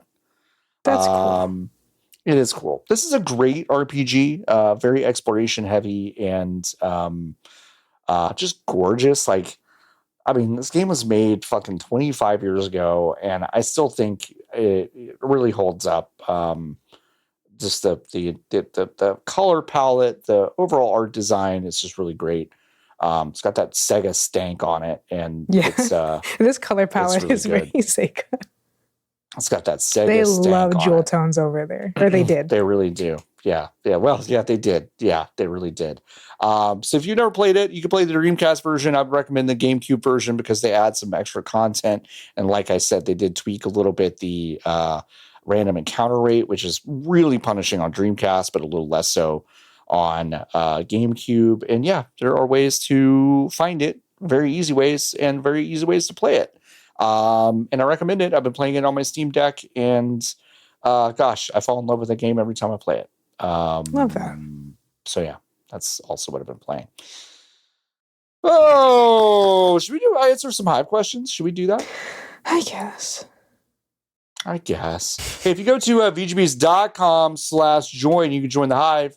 And if you go to our Discord, you can, so I just saw a question that made me laugh. You go to our Discord and ask us a question in the Hive Questions category and channel.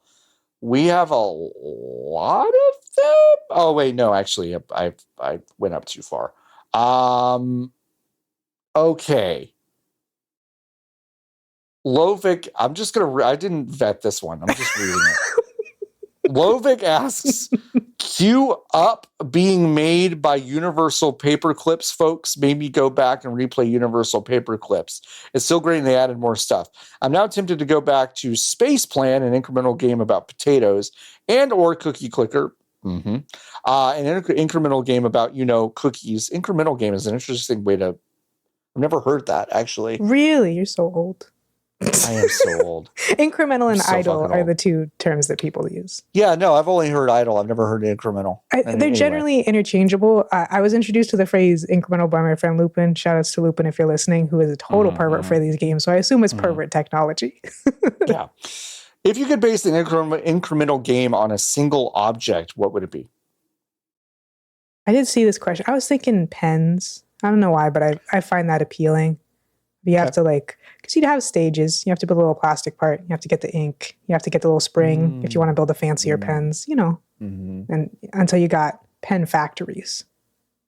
Pen factories. Okay. Moving up. I like that. Moving up. I do something I do like soda. Love soda. Like soda. It's so fizzy. You could do fun, you get yeah. Like now it's all extra fizzy.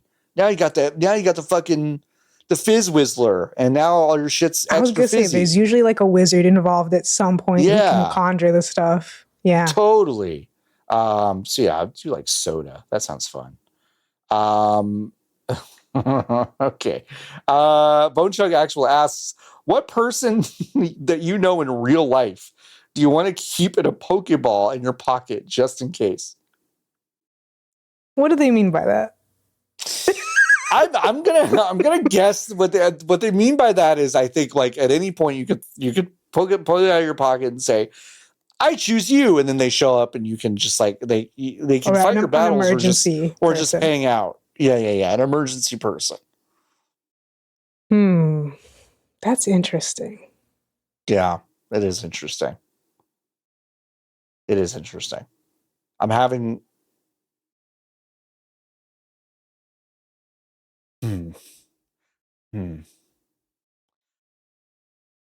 I think because this is a fine question, so you just don't know anybody that I would say. So maybe I should pick someone that someone would know, like a celebrity or something, right? Because I was just going to say a person I know, and it's well, that's so really what? Boring, so what? Pick someone who can. I guess you have to pick someone who can fight.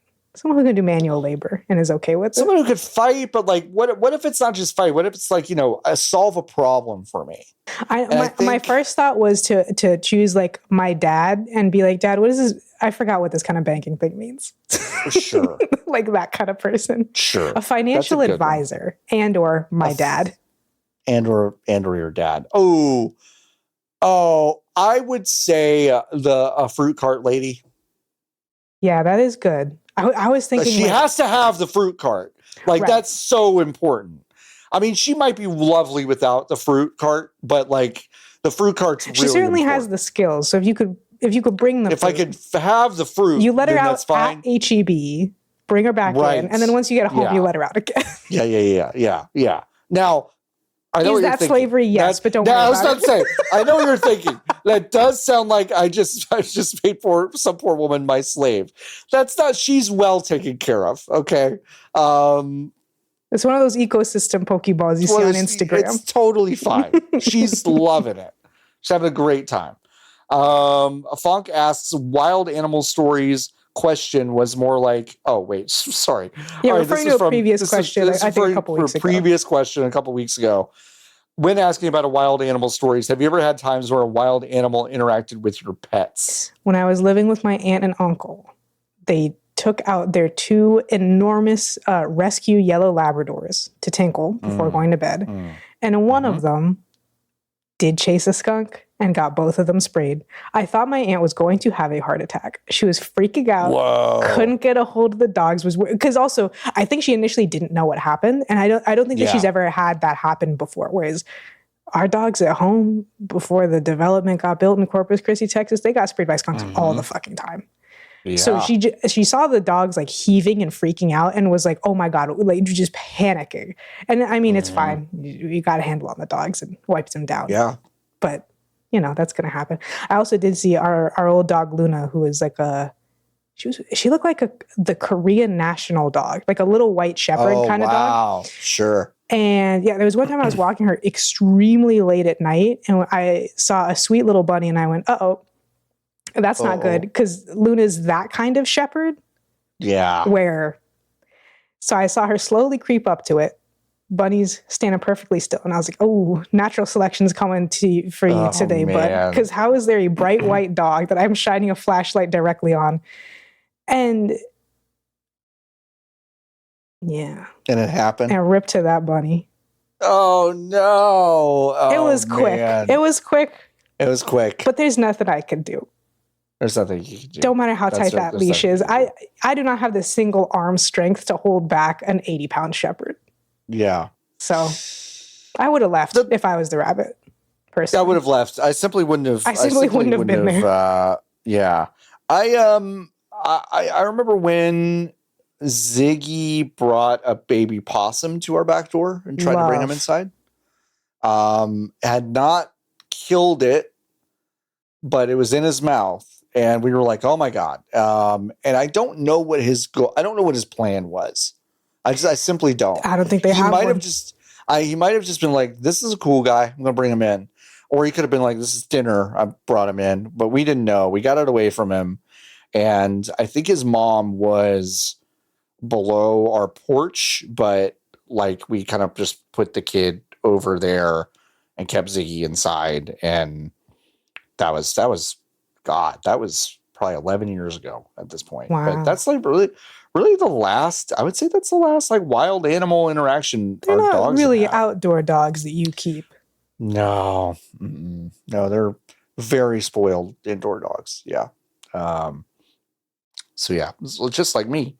Jason asks, what's your most recently played compelling 7 out of 10 game? I of course have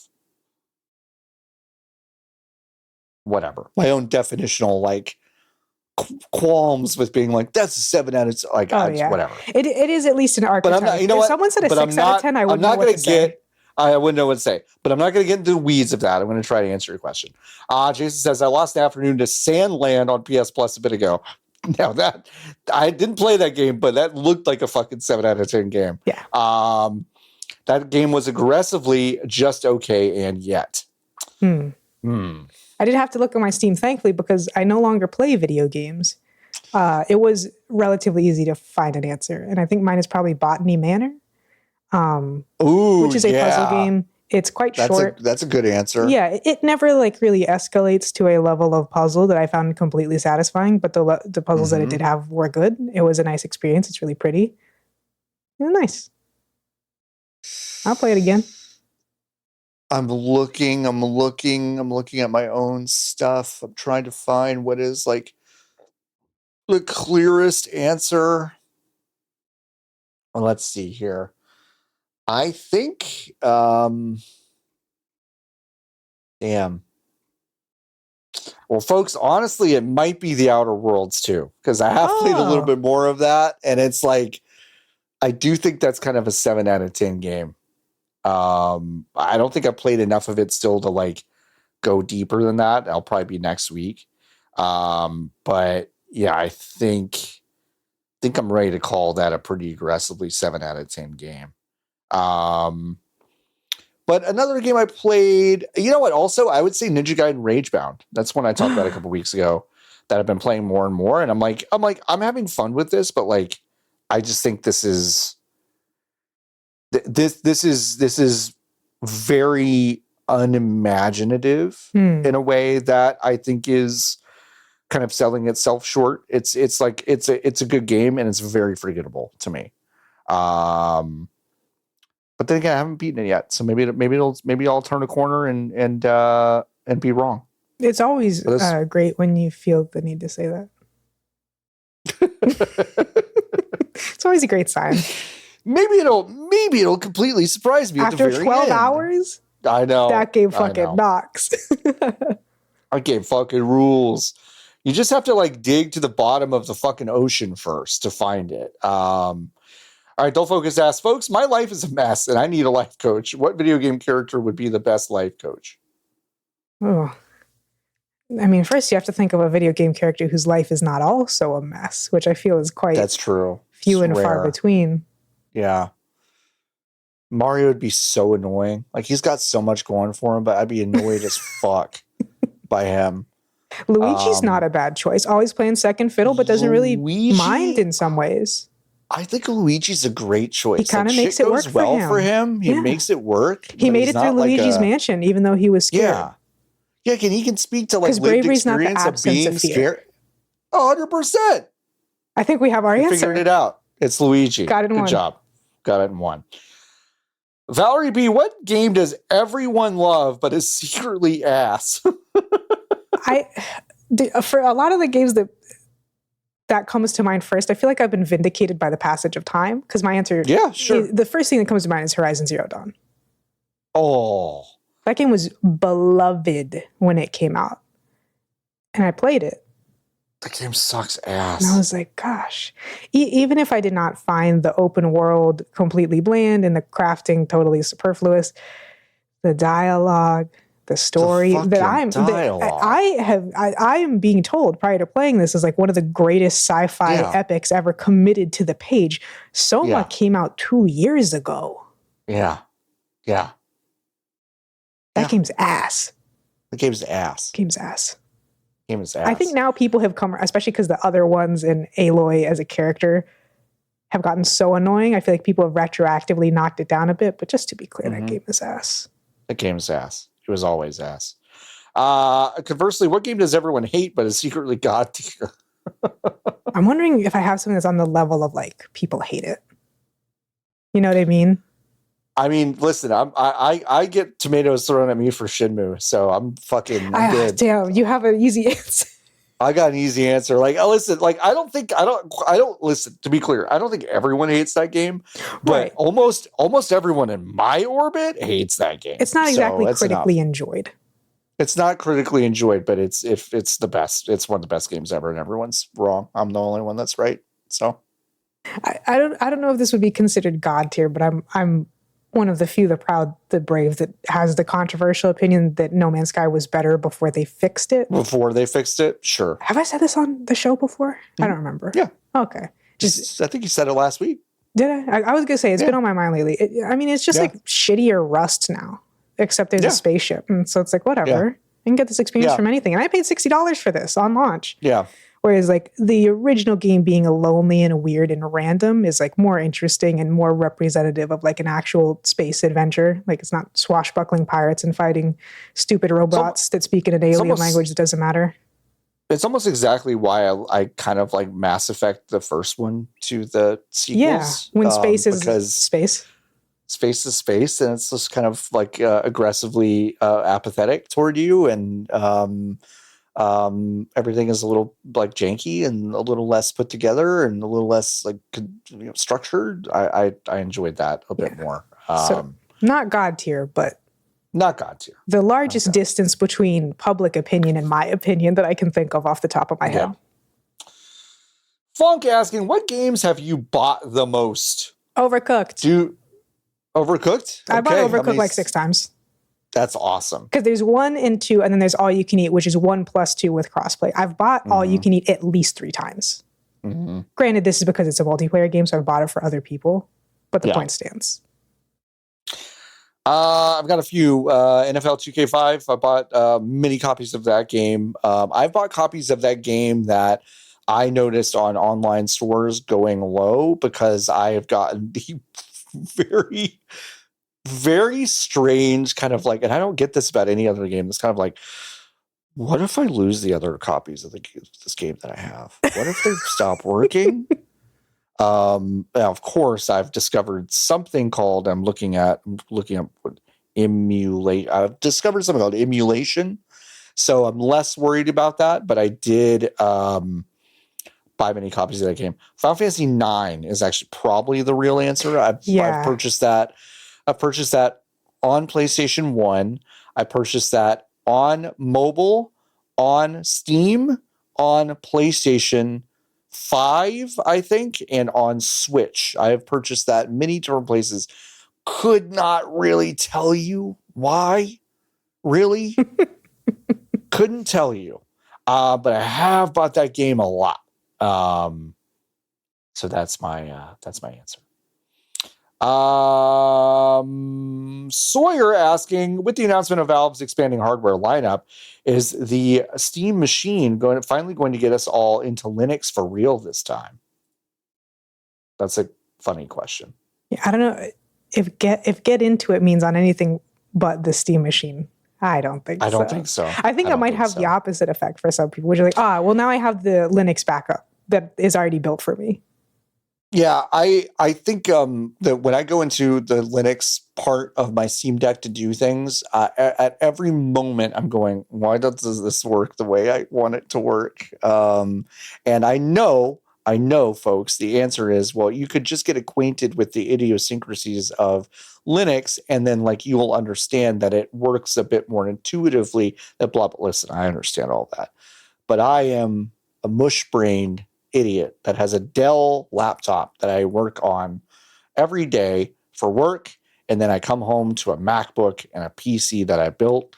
And yeah, I don't know. Every time I try to get into Linux, it's hard for me. So I don't know. Jason asking, if you were given $10 million to fund any project or projects, what would you do? Something to exist purely for my own enjoyment. 10 million is a pretty decent amount. That's a decent amount. It's a decent amount. Something gay. Something gay. Yeah. It's great. It's a good answer. And I wouldn't give them much more information than that. I handpick some devs I like and be like, God. That'd be so sick. Lesbianism is mandatory.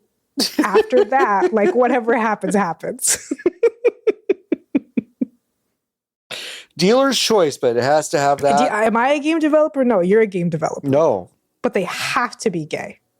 Yeah, they have to be gay. And I like psychic. Maybe I'd say maybe don't have to if you don't feel like it. But I like psychic stuff. Mm-hmm. That's like one of my favorite archetypes is like psychic characters. Get some telekinesis in there. I mean, psychic lesbian is like a good foundation. Yeah. That's a build good foundation. Control. Sure. Small, gayer, less stupid procedural shit. Sure. Yeah. I think it could work. God, what would I do? I guess I would do like Shenmue 4. Shenmue 4.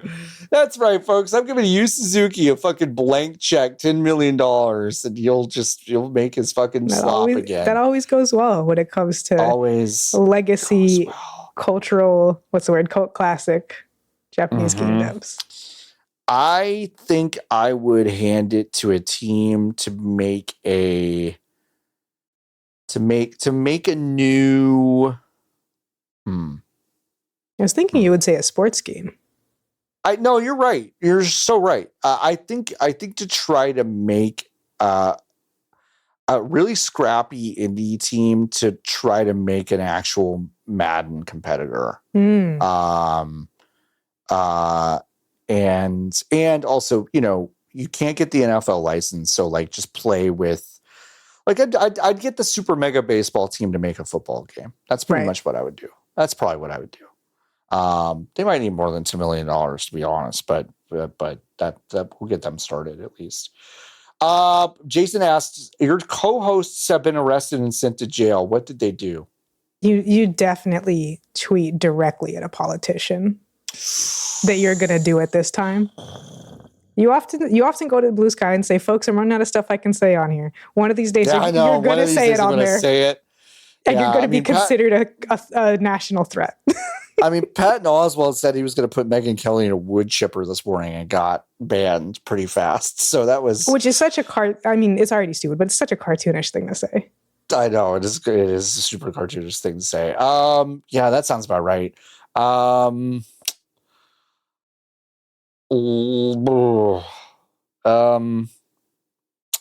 Lotus actually slaps Jeff Keighley at an event. Like I will Smith his ass. Like slap. Yes. I turn my rings around. Keep your goddamn indie games out of your mouth. And it echoes. It resonates. And it echoes. Yeah, that's about it. Fonk asking, what's the first game with adjustable difficulty options that made you realize, hey, I can just make this easier? I've never felt bad about making it easier. I've never felt bad about it, but also, like, I want to be clear. I don't think this is the first time it ever happened to me, Fonk, because I was a kid that used the Game Genie a lot for my NES games. My mom and I would just hook that shit up and be like, we can't die now. And then we would just beat games. So like I never had that issue. But Witcher 3 was like the first one that I was like, I was in the middle of like my third fight ever. And it's like, you gotta get a tincture and you gotta drink a potion in the middle. Don't forget to sit down and do your alchemy to get your right little fucking stuff right. But watch your toxicity. I was like, I don't want to do any of this shit. I kind of just want to slice these guys up. And if you just turn the difficulty down, you basically never have to touch any of that stuff. And listen, I hear you yelling now. Mechanically, that's interesting. I don't care. I don't want it. I'm having my fun. If they didn't want it, they shouldn't have put it in the goddamn game. I invest the points into making them confused with my mind powers, and when they're going confused, I cut their heads off. And I do that for 100 straight hours, and I had a great time. All 100 hours. So that's the first like time I felt like, oh, I can just do that. Okay. Don't Focus asking, games can be anything. What's a game that you have designed and do you still play it? Does the thing where I pronounce things stupid on purpose count as a game? I think it's a game to me. It's a game to you. I play that every day. Yeah. It brings joy to your life, folks. It brings joy to your life. One of these days, you're in a business meeting, just slip in an e-snail instead of email. And just keep going. Love that. That's just for you. That's just a game for you. Games could be anything. What's a game that you've designed? Do you still play it? Well, your Joe is Hungry is a game. The voting, that is a game. We still play that. That is true. I feel weird taking credit for that design, but it's true. We did start it. I don't think anyone else is doing that. I'll say that. It's funny. The actual games that I've published, I don't play any of them. So, I don't play any of those. So I have played them. I just don't play them now at the moment. A lot of them you can't play. But if you go play Hive Swap or Interstate 35, I didn't really make that one. I just I gave them a pittance and then I tweeted. That's about all I did for that one. I played your games. You play my games. Danielle Riondo reviewed one of my games for Polygon.com back in 2014, which it's incredible. You can't even play that one anymore. It doesn't work. Too bad. I Am Hydrogen asks, you are 10 years old and win the Toys R Us shopping spree. What's your strategy? Nowadays, 10 years old, Toys R Us shopping spree.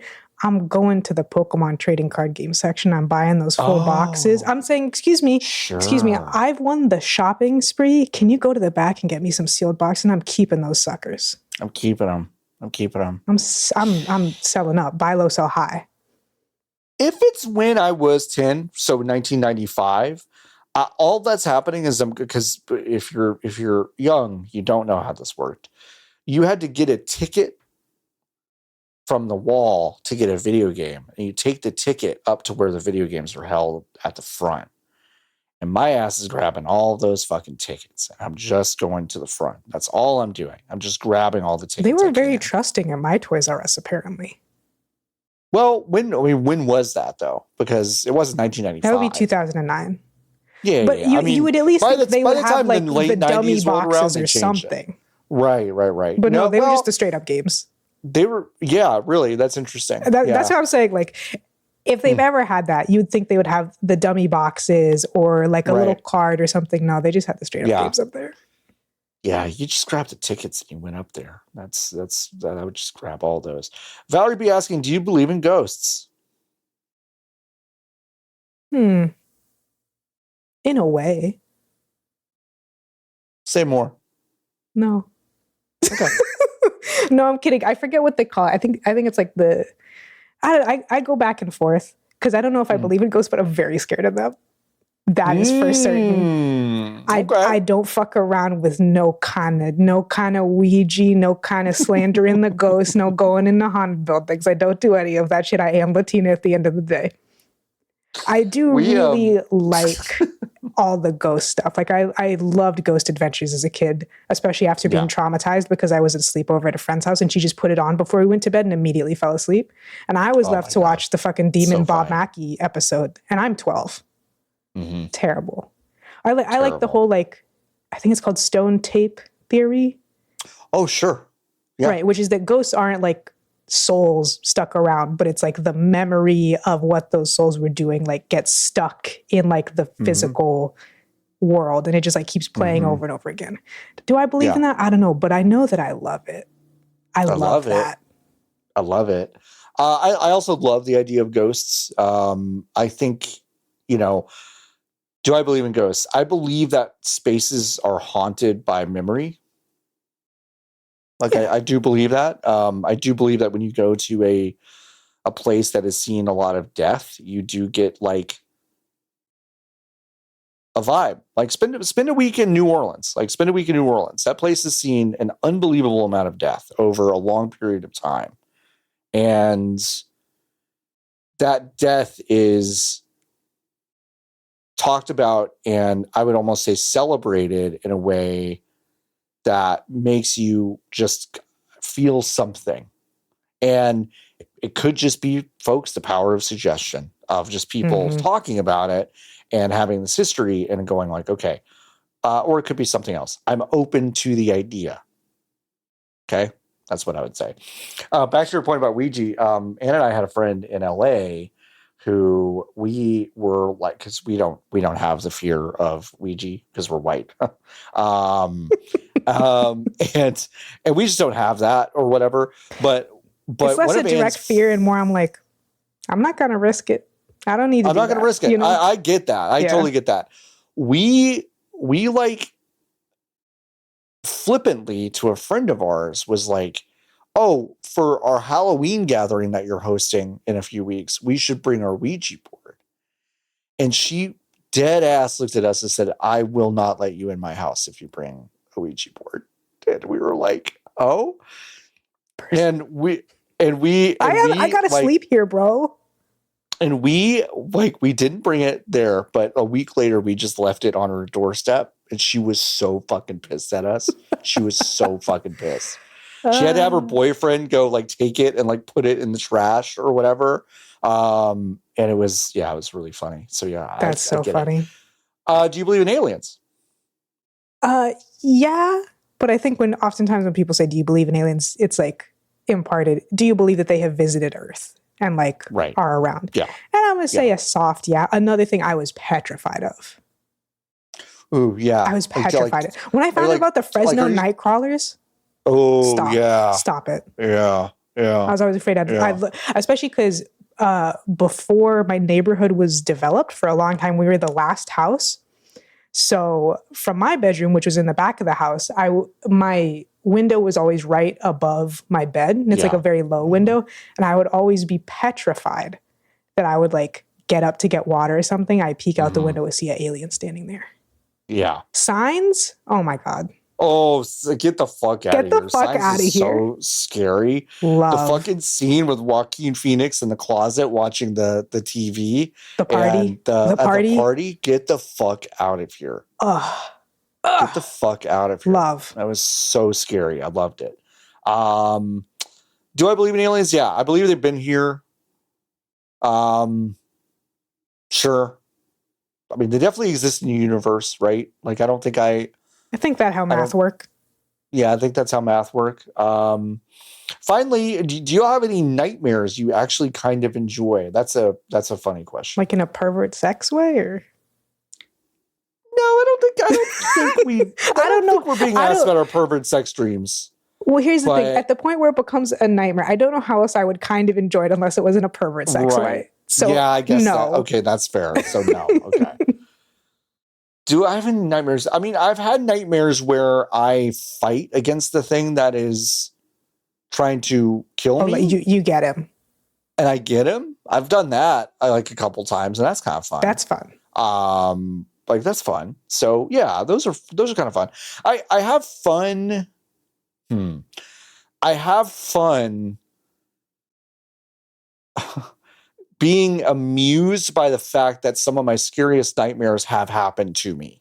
Like, you know what I mean? Where it's like my brain has scared me so much that I fondly think, man, that's cool. Like, how sick is that my brain scared me that much? Like, I do have that about me, but I don't know if I've had nightmares where I'm like, I wake up and I'm like, oh, that was actually kind of sick. Like, no, I'm usually like really in a bad mood when I have a nightmare. Yeah. My Hero Zero says everyone seems to agree that monopolies are bad for everyone. Yet people in gaming spaces give Valve a pass. Well, 72% of executives don't. Just kidding. Do you think the worm turns on that, considering that our government is likely to never get involved? I mean, as the indie lover, yes. I think Valve is already bad. Right.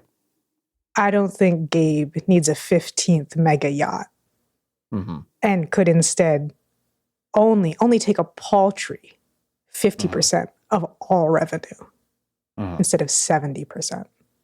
Yeah. To the general public, no, because I think like the gamers who give Valve a pass for this broadly don't know what a monopoly is.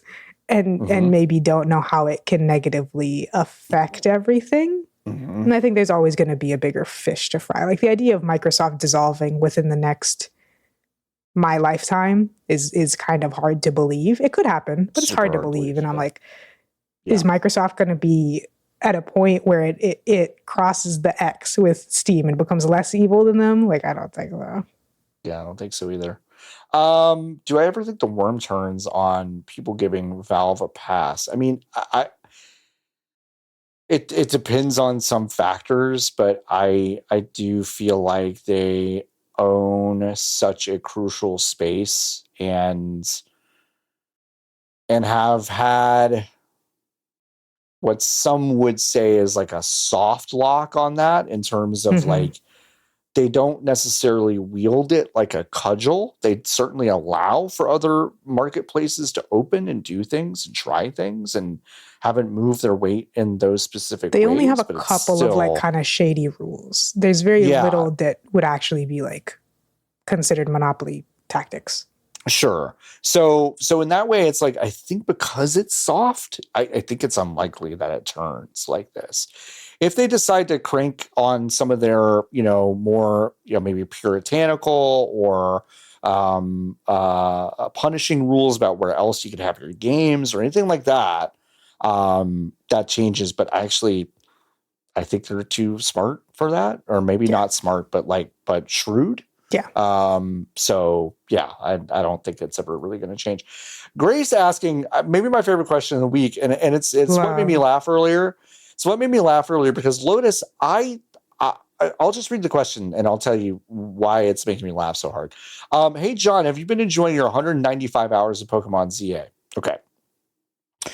I thought this question was, John, presumably you like this game enough that you've played this for 195 hours.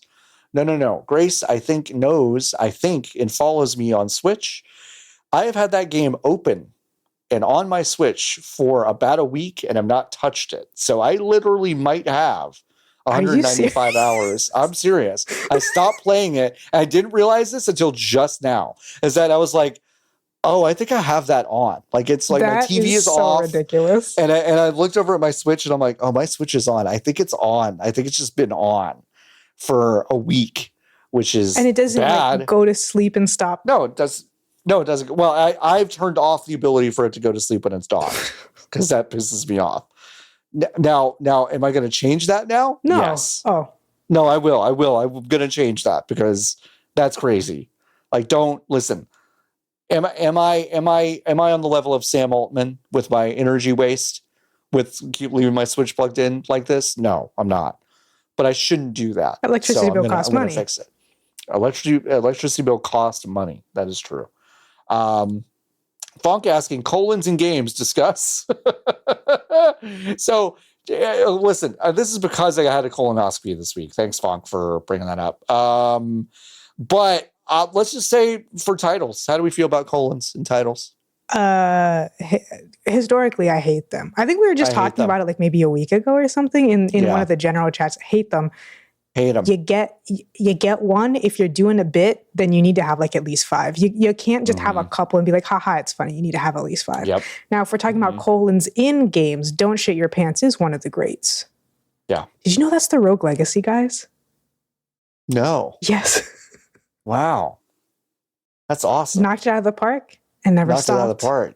Never stopped. Wow. Fucking awesome.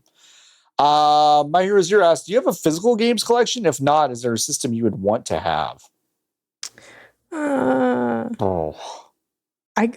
do technically have a Nintendo Wii at home. Mm-hmm. And I could have games for the Wii. That might be nice. Yeah. Like a lot of them.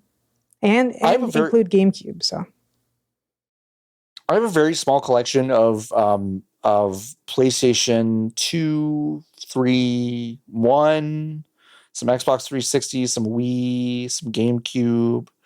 I have a very small collection of games that, like, at some point I decided I think these might be hard to get at some point.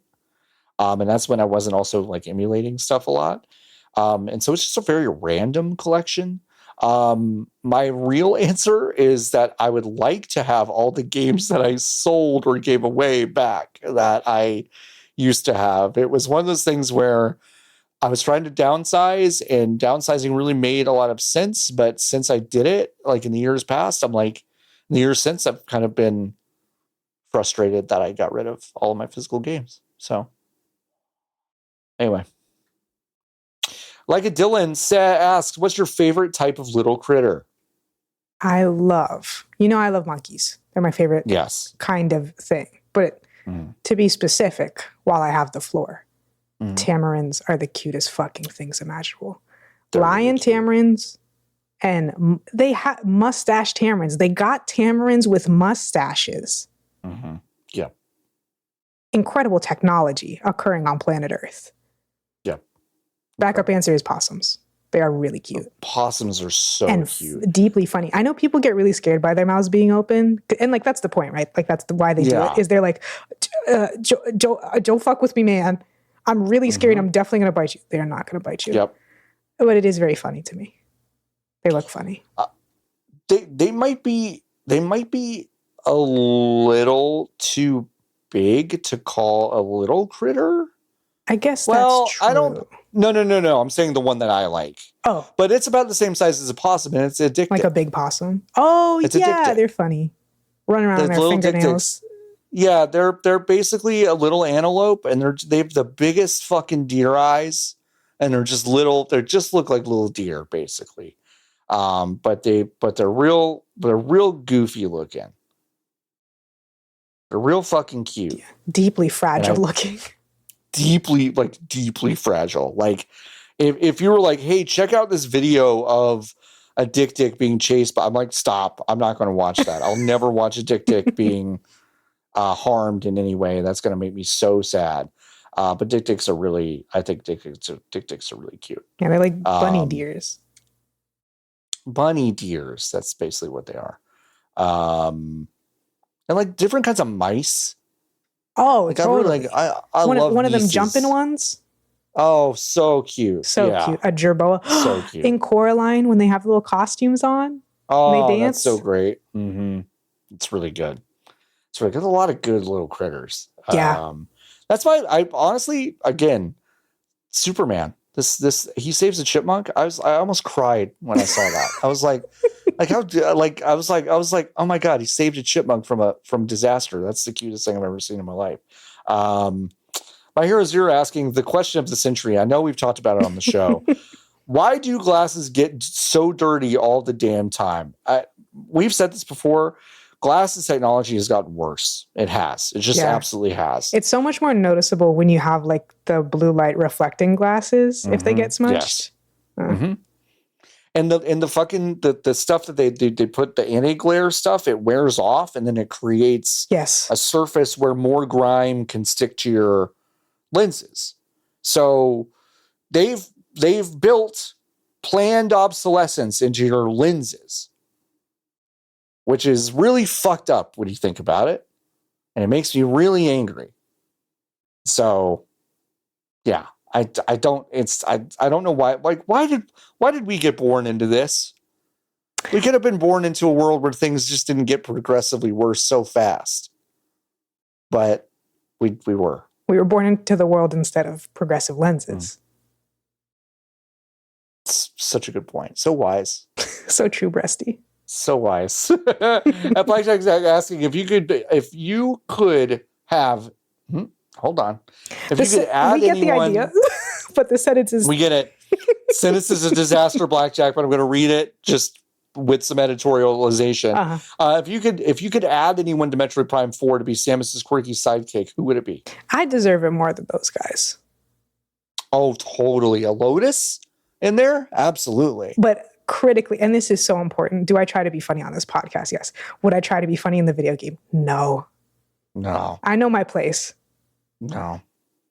The second Samus like kills a guy, I'd be like, ma'am, I'm gonna just be quiet, and you could just tell me when you need my help. And you'd see me take out a Polaroid and take a picture, and then I wouldn't say anything. they're exclusively jokes that you get if I'm in frame. Otherwise, I don't say a word. Don't say anything. That's really funny. Taylor answered Babu Frick, which is funny. Shitto. Which one's Babu Frick? Babu Frick is the little mechanic that they go to. Yeah, the little mechanic. What is Baby Yoda's real name that I thought was fake for years? Grogu. I thought it was a joke. Grogu. Anyways. If I could have anyone be the Metroid Prime quirky sidekick, I would pick Kazoo. Someone made a joke about it earlier, but Kazoo from fucking Flintstones. Or Gazoo. Not Kazoo. Gazoo. The great Gazoo. Nope. Wrong answer. Daffy Duck. It would be Daffy Duck. I'd be like Samus and Daffy Duck. Holy shit. I'd love Daffy Duck to be my sidekick. That'd be great. Electric Gauntlet asks, have you always needed glasses? What sort of vision do you have? Wow. M wants us to HIPAA violate ourselves. I have not always needed glasses. I think I started needing them. I started really needing them in my first year of high school.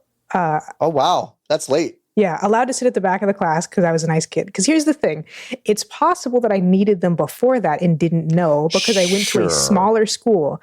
I noticed because my history teacher was writing with a red expo marker and I realized I couldn't read it. Oh, however, interesting. It is true that for my whole life, I've been a pretty strong reader. So before that, in hindsight, I couldn't see it, but because I'm a good enough reader, I could see enough of the letters that I just knew what it said. Okay. So but the answer that's how you were piecing things together. Okay. All right. Yeah. I have my prescription is not super high, but I'm very nearsighted. Mm-hmm. Astigmatisms, both eyes, different shapes. Very annoying. Yeah, so always no, but I mean pretty much. I got my glasses when I was, I think, 6. So, which, by the way, little kids in glasses, so cute, so cute. It's one of those things where, like, if I see that on a TikTok or like a kid out in the wild, I'm like, that's the cutest thing I've ever seen. It's so cute. They got to practically be goggles so they don't break and or lose them. I know, it's so cute. Astigmatisms, my left eye, at this point, I'm basically blind out of without my glasses. Just like really can't discern much at all. My right eye is much stronger, but it's also gotten worse as I've gotten older. My left eye is definitely worse, but I know that they're not super drastic. I mean, it's like I know that that's you. But like I can actually make out the features of your face with my right eye. Right. You're pretty much just kind of a blur. Yeah. With my left. Like I can tell that those are figs on your blanket. Which is such a specific with my right eye, but with my left eye, it's just nothing. Mm-hmm. So yeah, that's just kind of how it is. I'm also asking, what's the best or worst birthday present you've ever received? I am one of those people who hates gifts. I hate receiving gifts. I love giving gifts. Sure. So the answer is any gift. But I do remember a specific one. Okay. Critically, long-time Star Wars fan. The Last Jedi comes out. Mm-hmm. That ends. Complain about it for hours to my mother. Because she's just happy that I'm there. And I'm like, you know what? Let's get into it. Yeah. Buys me a little Kylo Ren plushie for Christmas. I think she had already bought it. Bought it. Because she knew she knows I like Star Wars. She was in a Hallmark or whatever. And went, oh, that's sweet. I'll save that for my daughter. Yeah. And I go, ooh, psychological warfare from my mother? From my mom? Completely unintentional. But I do think about it because it's so funny. Yeah. I don't know. Going to Universal Studios on my birthday, and I got a big Shrek button that said "It's your birthday" on it. Yeah, that was like a good adult one. Because I think I did that when I turned 35. I want to say nope. It would have been earlier than that. Maybe 33. Doesn't matter.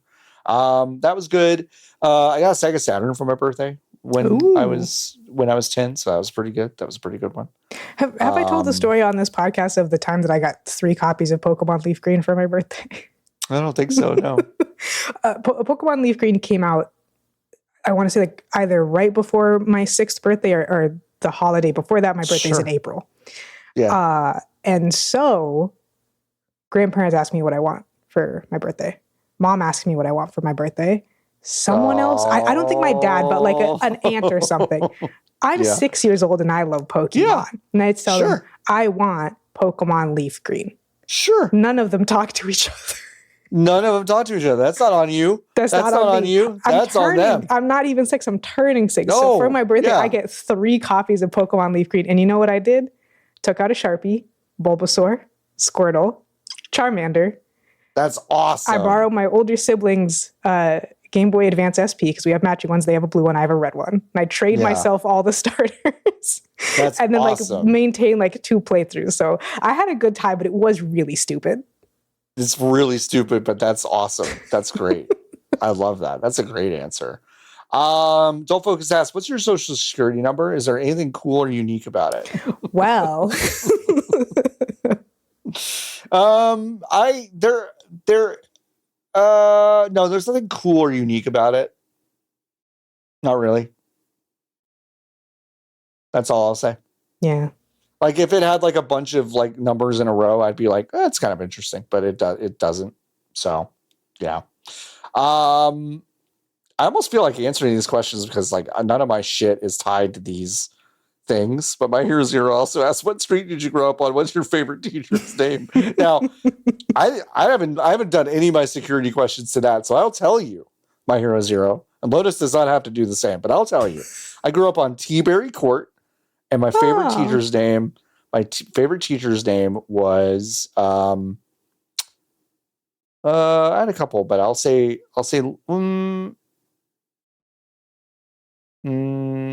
I will say Miss Forbes, probably. She was my kindergarten teacher. I liked her. Yeah, my favorite teacher, Mrs. Furch, who was, she had a really high administrative role at my little school. I forget what it was, but vice principal or something like that. Yeah. Or whatever's right below that. I don't know. And she was the GT teacher, which is just like the advanced English teacher.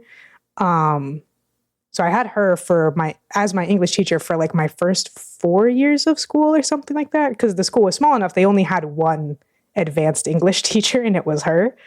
And then she was also present when I took a test to go into first grade instead of in kindergarten. Because at home as a child, my mom had me do Hooked on Phonics. And for no point of my life. Did it work for you? It worked for me. Hooked on Phonics. Muzzy or Muzzle or whatever his name was. Now, all the way back, no point in my life have I ever been able to shut the fuck up. So my mom said, my daughter is going to go into kindergarten being able to read, write, and do math. And she never stops talking. This is going to be a problem. Excuse me. I was wondering if my daughter could maybe test into the next grade. Mrs. Furch administered my test. And in a story my mom loves to tell, one of the questions on the test, you only have to get a certain score. But one of the questions is like pictures of little clocks and try to tell time. Mrs. Furch, she's talking to a 4 or 5-year-old. It's like, and do you know what does this say? Do you know how to tell time? And I say, I know how to tell time. Do you know how to tell time? Damn. Not in a rude way, but obviously I've always been the same person as it turns out. Because I super didn't know how to tell time. That's awesome. That's really great. She probably told that story for a long time, I bet. My teacher, there's a decent chance. My mom tells it at any opportunity. It's great. It's awesome. It's funny. My kindergarten teacher told the story about how I gave myself a bloody nose on the playground one day because I was talking about how much fun I was having playing Double Dragon. And so I was like, then I was like punching them and then they like punched me and I literally just punched myself in the face and I gave myself a bloody nose. And like, that's pretty strong. She had to call my mom and be like, I don't know what to tell you. I watched him do this. I know it's going to sound like some kid did this to him. Your baby disabled child was picked on the playground, but no, like I swear to God, Bev, he did this to himself. Like she had to call my mom and be like that. Of course. And it's true. It's true. I completely remember doing that to myself, which is funny. The funniest part. Yep. Really dumb. Grace also confirming that she has photo evidence of my 195 hours playtime. So that is the correct interpretation that I have. That is what happened. So, and then finally, my heroes are asking how many years before they put Dick Cheney in a Call of Duty campaign. I was confident he was already in one. I'm going to be so honest. Because when do we know that he wasn't? I Googled Dick Cheney Call of Duty and nothing comes up. Oh, hang on. Okay. You talk for a second. I will message my Call of Duty correspondent. Okay, yeah, because I think we've seen Bush, we've seen Reagan. Here, I'm going to look at real. There has been Clinton. I got jump scared when we purchased our Blu-ray player with the Call of Duty Black Ops 6 bundle, and I started playing it, and the game was ass, and then he was there. when he was there. John F. Kennedy is in this one. Is in Call of Duty. Well, see now the list, the fandom, callofduty.fandom.com. Oops, my computer's melting. Oh, it's melting.